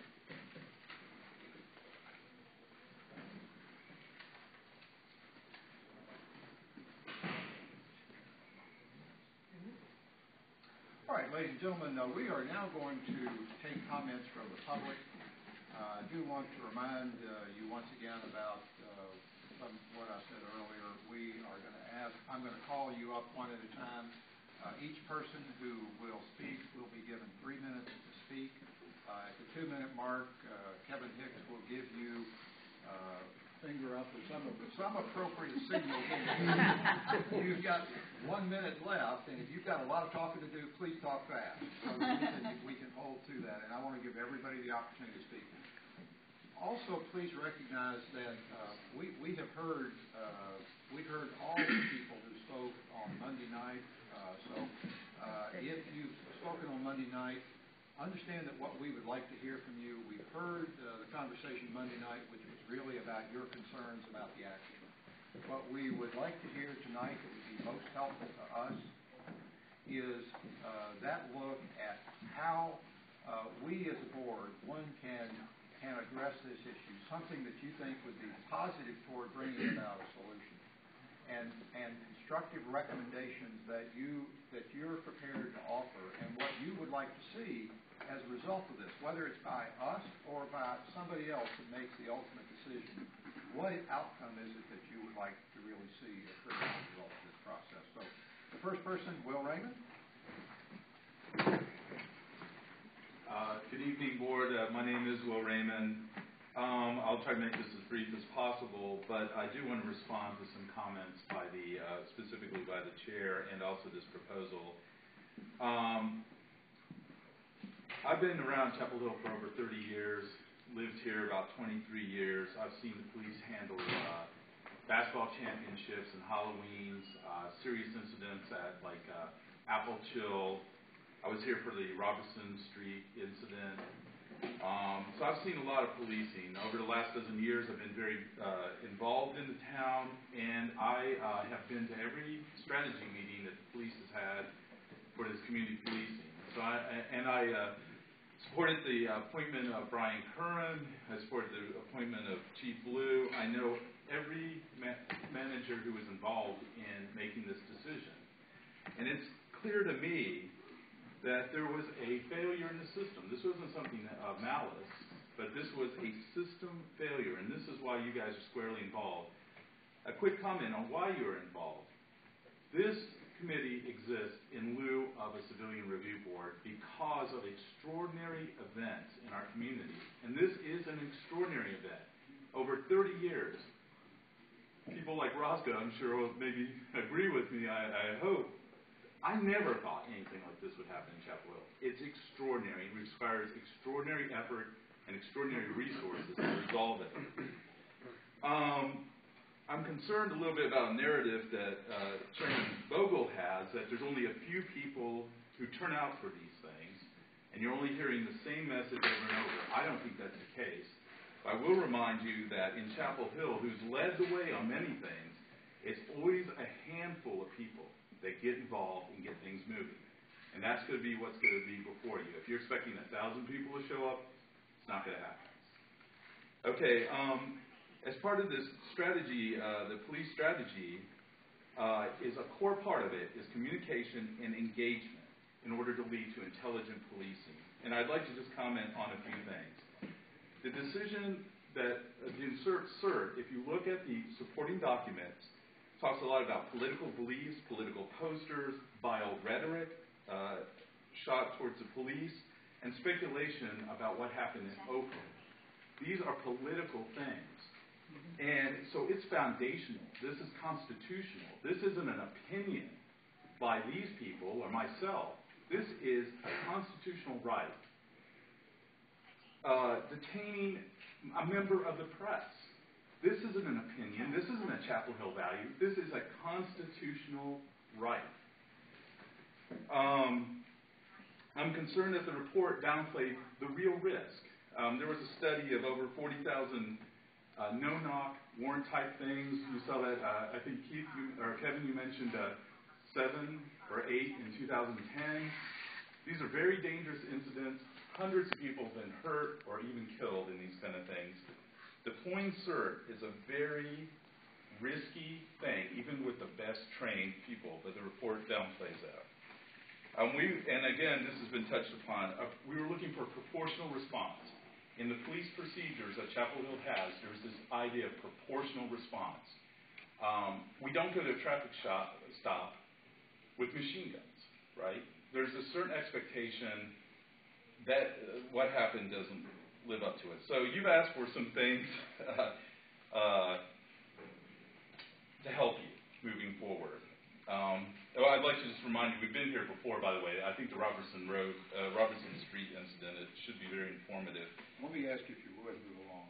Yeah, sure. So that everybody else will get the opportunity. So there's 3 broad areas I think you need to cover. Some that involve what you've already discussed tonight. I think you do need a factual report.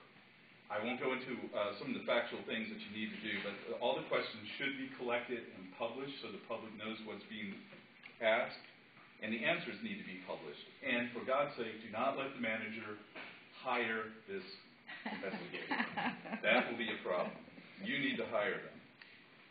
There's a couple other issues that this raised that lie outside of that effort, though, and this is the 2 other things, and I'll finish.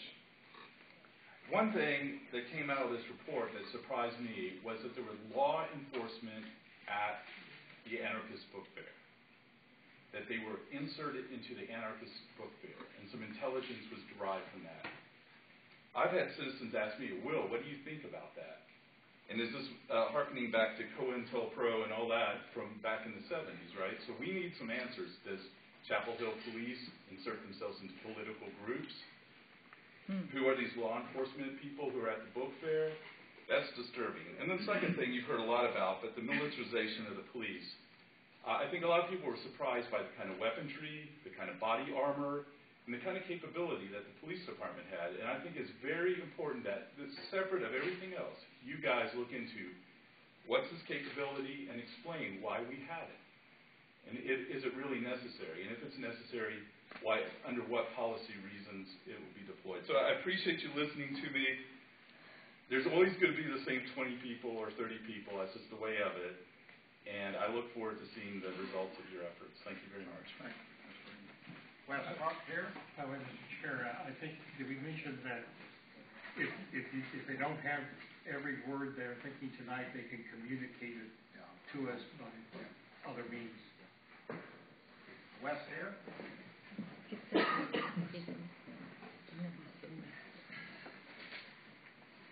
If some of you were still awake when I talked Monday, you heard me before. I don't need to say all that again. The reason I'm here, and I think that the big problem that you have to face is that the manager did not provide a balanced report. And the town council is struggling with that, and the police department is struggling with that. When I came in here this afternoon, I was given a piece of paper, protest the whitewashing of police files. And I was also given, there were some folk outside from Occupy who were having soup in the rain. And they gave me a breaking and entering a new world, Occupy, stories from the occupied Chrysler building.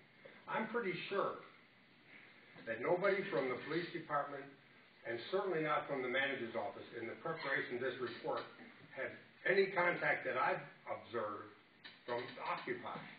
And when you're dealing with facts and trying to establish something, and you all are struggling with how to do it, and whether to get an investigator or not, and whether to go to the manager to get an investigator, the problem is the system of Chapel Hill, which is what's led us into this situation. And now we're trying to figure out how to get out of it, and how to respond in a responsible way to civil disobedience, to an empty building that's been empty for years, that may or may not be paying taxes, that the town doesn't quite know what to do with, and some behavior on the part of a bunch of people who have been providing us a challenge for 3 or 4 months with Occupy, and a corner of Occupy who was involved in this. And I hope that you all won't go to hire an investigator. If you don't feel you can do this job, then ask the town to appoint an independent team or an investigating unit that would be composed of the people. And the people a lot of these people are occupied, and you all don't know who they are. And I have been to some of the meetings. I don't claim expertise, but I just hope that you all won't abandon a responsibility that you were given by the town and not find out why this happened and what really did happen, and figure out how the police and the town and Occupy can continue to work together. Thank you, Mr. Chair. Kurt Jordanis.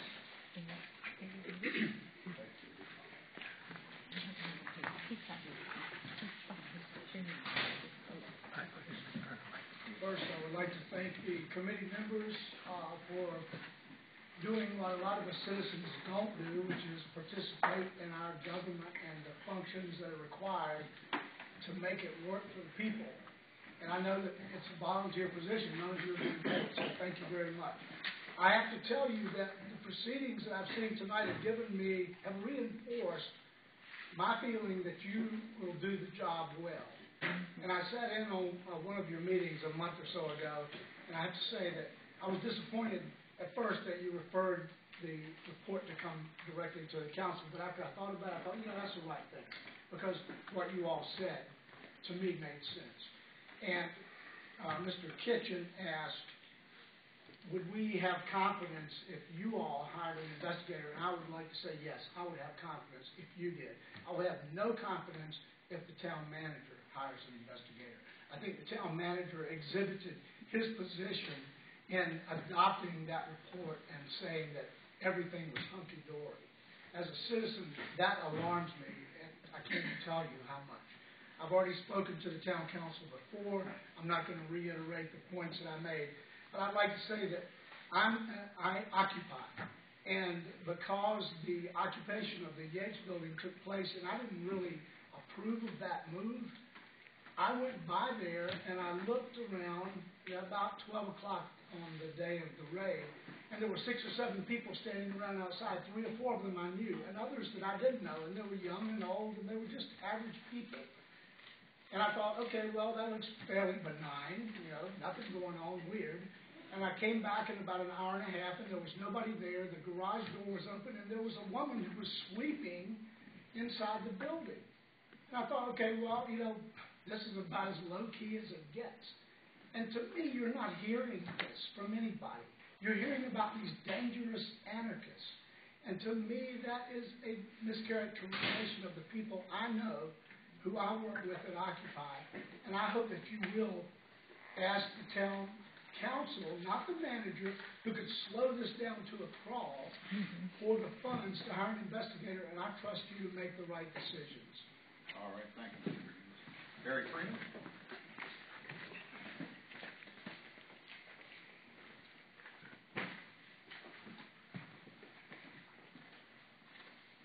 I wanted to say that I think this committee has shown great thoughtfulness and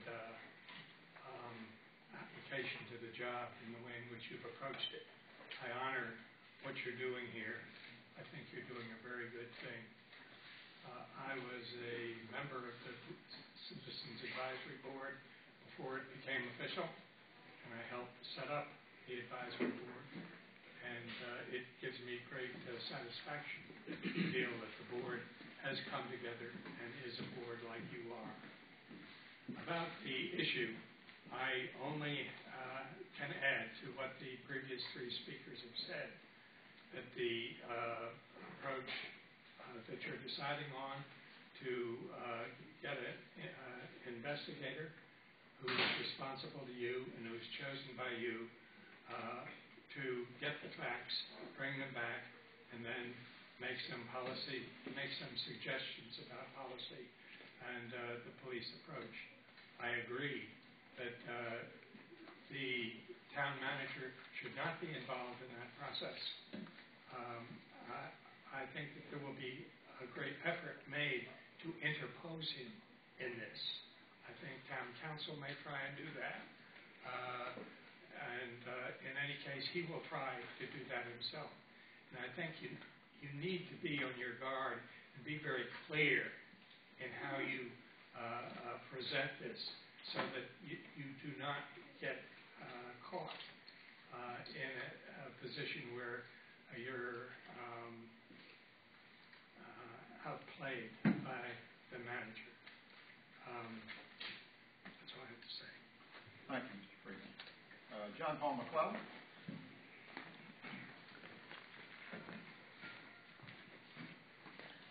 Hi, John Paul McClellan is my name. You know, I'm really kind of surprised. It looks to me like some people on this board are really doing some critical thinking. And I'm very happy with that. I can give you a couple of facts. Josh Davis did have his credentials with him. You can reference the article he wrote in the Reese News online publication on November 13th, published at 10:58 in the evening, that same evening, in which he clearly said that he had his credentials, that he was waving them in front of the police officers, and that the police officer who told him to get down and detained him knew that he was with the press. Caitlin Farrell also had her credentials with her. She said this in an interview that I conducted with her on. I can really identify with where you're at. But Caitlin told me in that interview that she showed her press credentials to the police, and they completely ignored that aspect of what she was doing there. And so she was basically unlawfully detained, as was Josh Davis. And as Will said, these are violations of the First Amendment of the Constitution. And they are also crimes. The people who did this to the reporters were committing crimes, and they should be prosecuted for those crimes. Now, as far as getting the facts, I think you're right.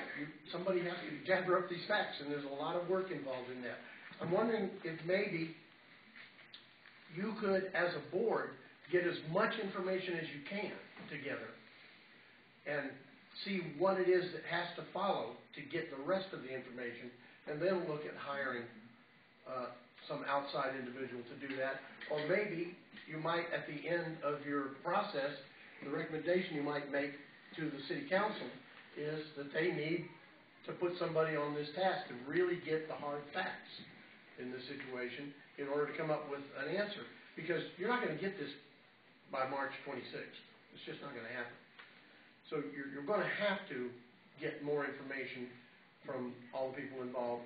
And that's going to be, and by the way, the court case is in January, sometime 20-something, 30th of January is going to be the court case. And, you know, the best thing that could happen to really help you people and all the people at Chapel Hill, the town council, and everybody get this information would be if we could influence the prosecutor to just drop the charges on all these people.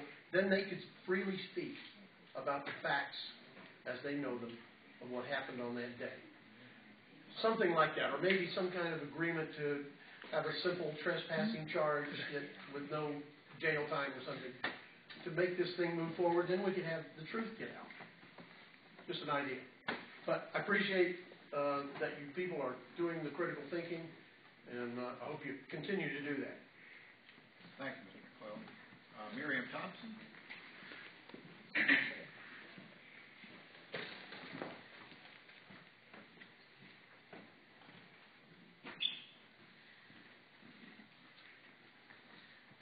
I too want to recognize, is this a mic or just for the tape? Oh, okay. Use the mic. I want to support my colleague. There was a little bit of confusion in your opening, Judge.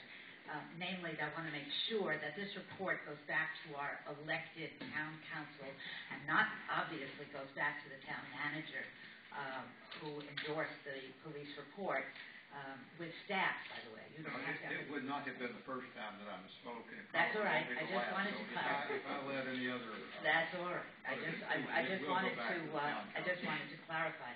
I also want to make sure that this process is not about, I think a word was used earlier, about community expectations, but more dramatically what was witnessed that challenges the police internal review.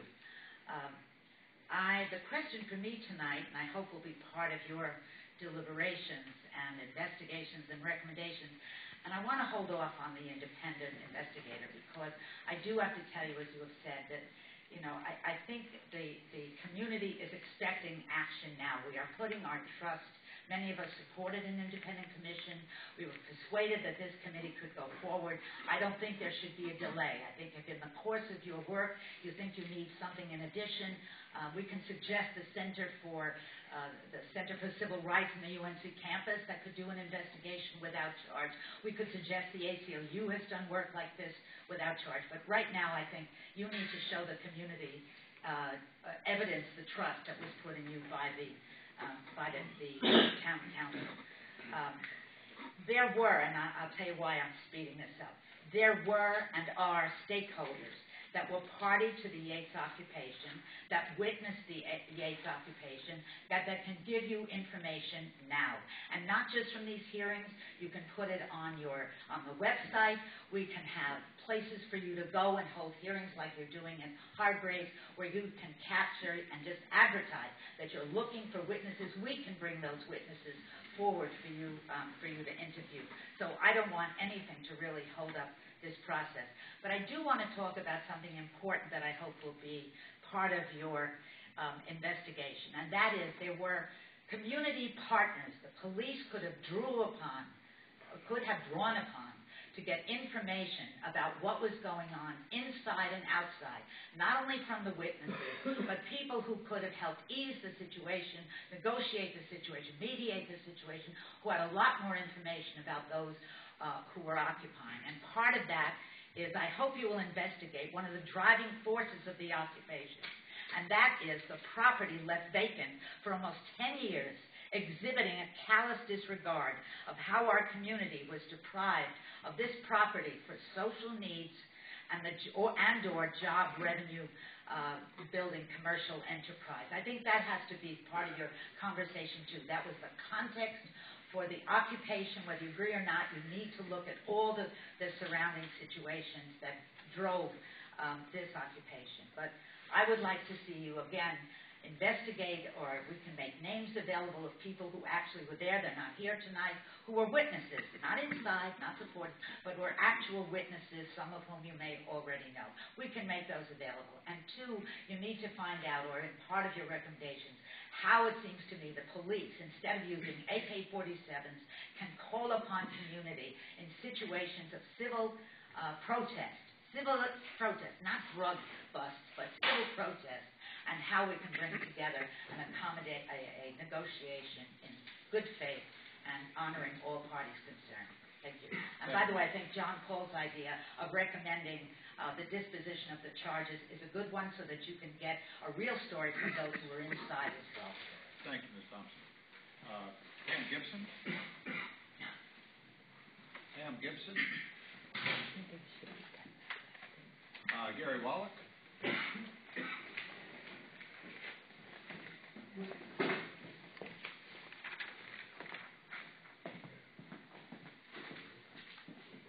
Hi, my name is Gary Wallach.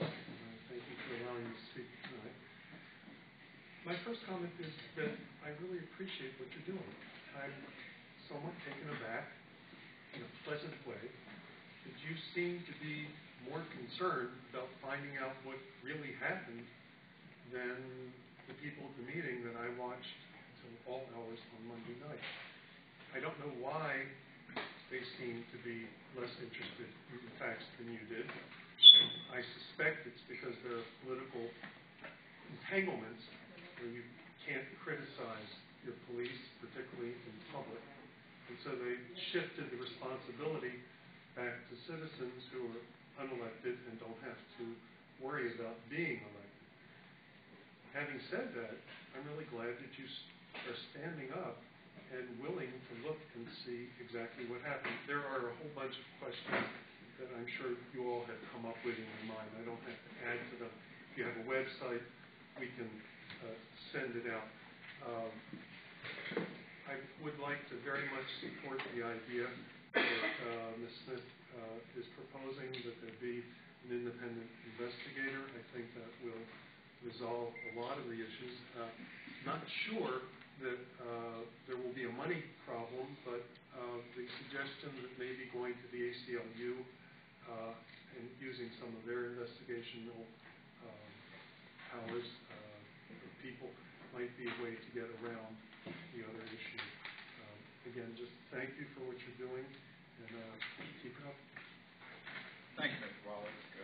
Let me just address one thing, because he's raised a question about contact. For any of you who are here, this was announced Monday night by the mayor, but I do want to just reemphasize this again. If you have questions, concerns, contacts, questions, concerns, or comments, please feel free to direct those toward the mayor, council members, staff members, appropriate staff members, and if necessary, they will get them back to us. If there's something that's appropriate for us, it will get here. So if you've got questions, comments, or concerns, please make sure that you find a way to get that to them so they will get it back to us. David Malakin?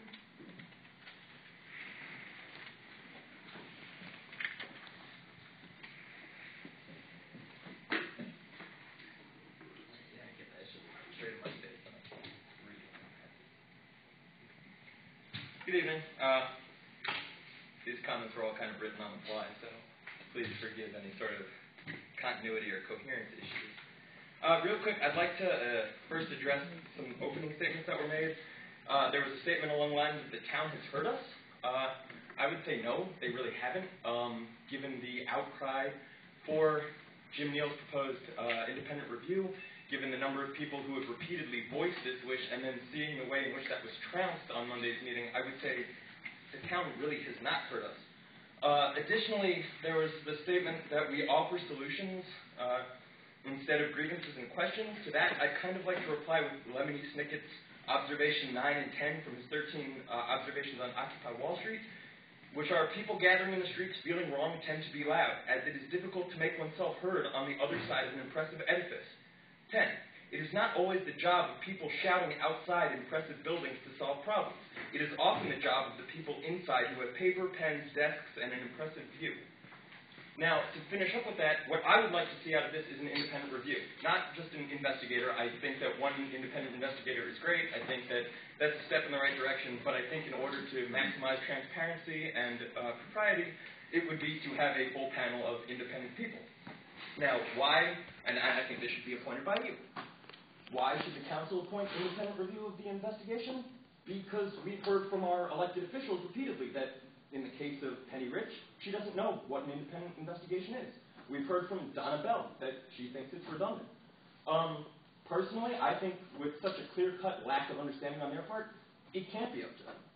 So with all that talk of independent review, and with a lot of comparisons drawn as to that being CPAC and why, how is it different, I'd like to point out, I attended the last CPAC meeting, and I saw Donna Bell repeatedly guide the meeting. That is far from independent. Actually, I saw Ms. Smith repeatedly push to have access to primary source documents and what I would consider basic evidence in investigating such a thing or in asking questions. And Donna Bell routinely herded her away from that and tried to push her and said, no, you look at the report and you see what questions you have, and then based on those questions, you can have whatever limited documents apply to it.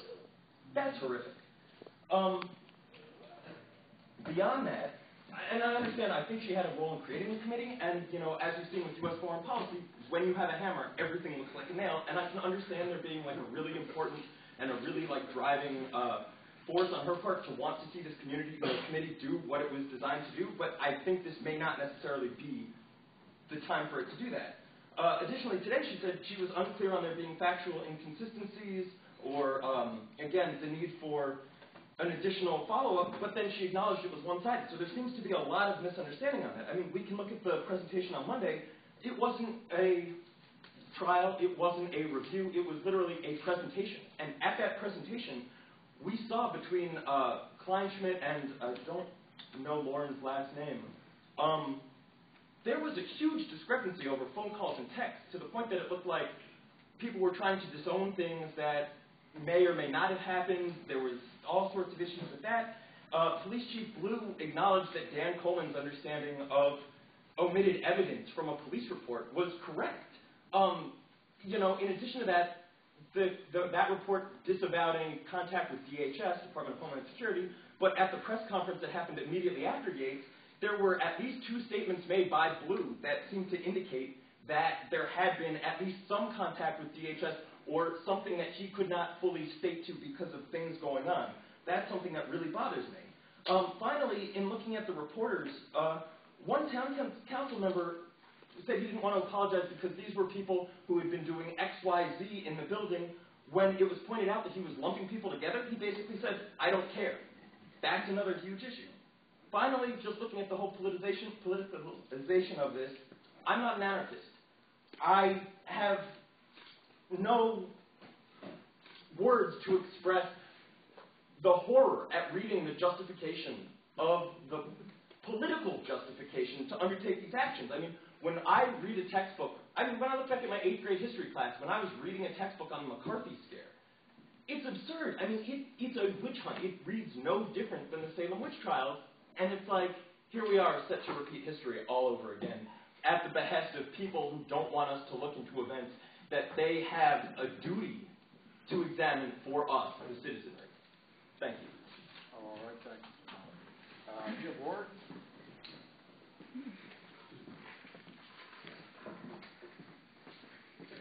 Thank you. I'm Jim Ward, member of the Town Council and citizen of Chapel Hill. Thank you, all of you, for making a great start in building trust of who you are and what you're trying to do. I think because you're so new, you have to earn that trust, and I think you've done a great job of doing that tonight. It is my understanding that you are a creation of the Town Council, and for that reason, I believe your requests for a process and funding for that process should be directed to the Town Council. As a courtesy, I would provide a CC to the Town Manager, but it's going to be a council decision, both the funding and the process.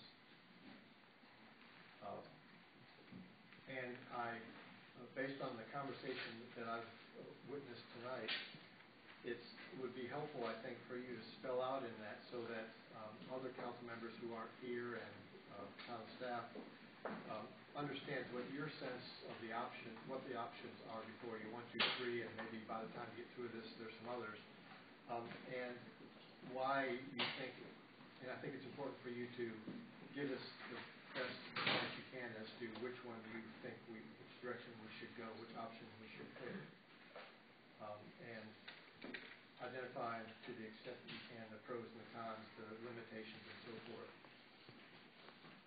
Also, a critical thing that you brought up tonight that I hope that you will help remedy, and that is the clarification of what our charge is, the town council's charge is to you. I think what would be helpful to me, and I think other council members, would be what do you think they are, what do you think the charges the council gave you are, and maybe those ring true to you, or maybe you see a flaw in one or some aspect of that that you do identify based on the size of the council.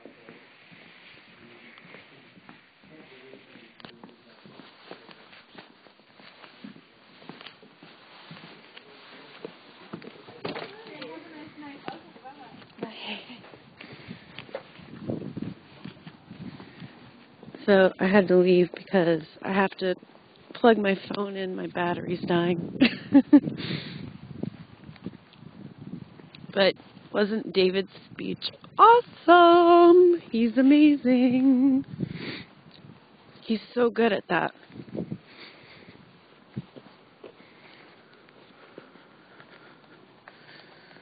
So let's see what's going on with our Nomadic Occupy.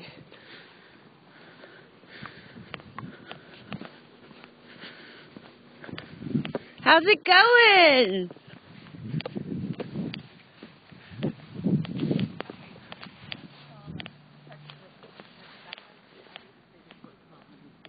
What happened? Did I? Nothing.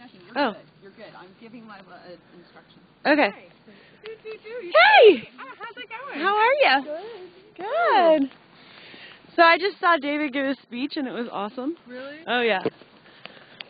I got a bunch of people. I think they're almost done though because the speeches, they're on to the public speech right now. You want to do a shout out for your website? I'm trying to remember it. Beatreport.org. There you go. There you go. You don't ever update. Okay, let's see if I have my charger. I hope I have my charger. I was just giving Lila directions on how to text you on my phone. Yeah. If needed, and then who else to call. So. Okay. Oh, I don't have my charger. Why not? I had it in my purse. Yeah. Oh, yes. iPhone charger. Ooh, cookies.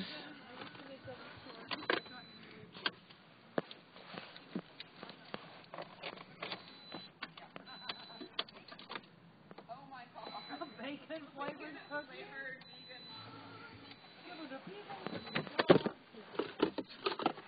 Oh my God. So do you still have those flyers on the seat of your car? Yeah. I don't know. They're in the back of my car. Okay. I need to get them out at some point so I can take them. Oh, thank you. Okay.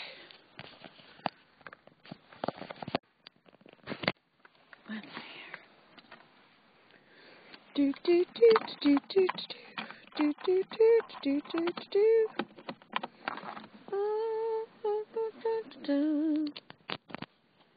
There we go. Nice.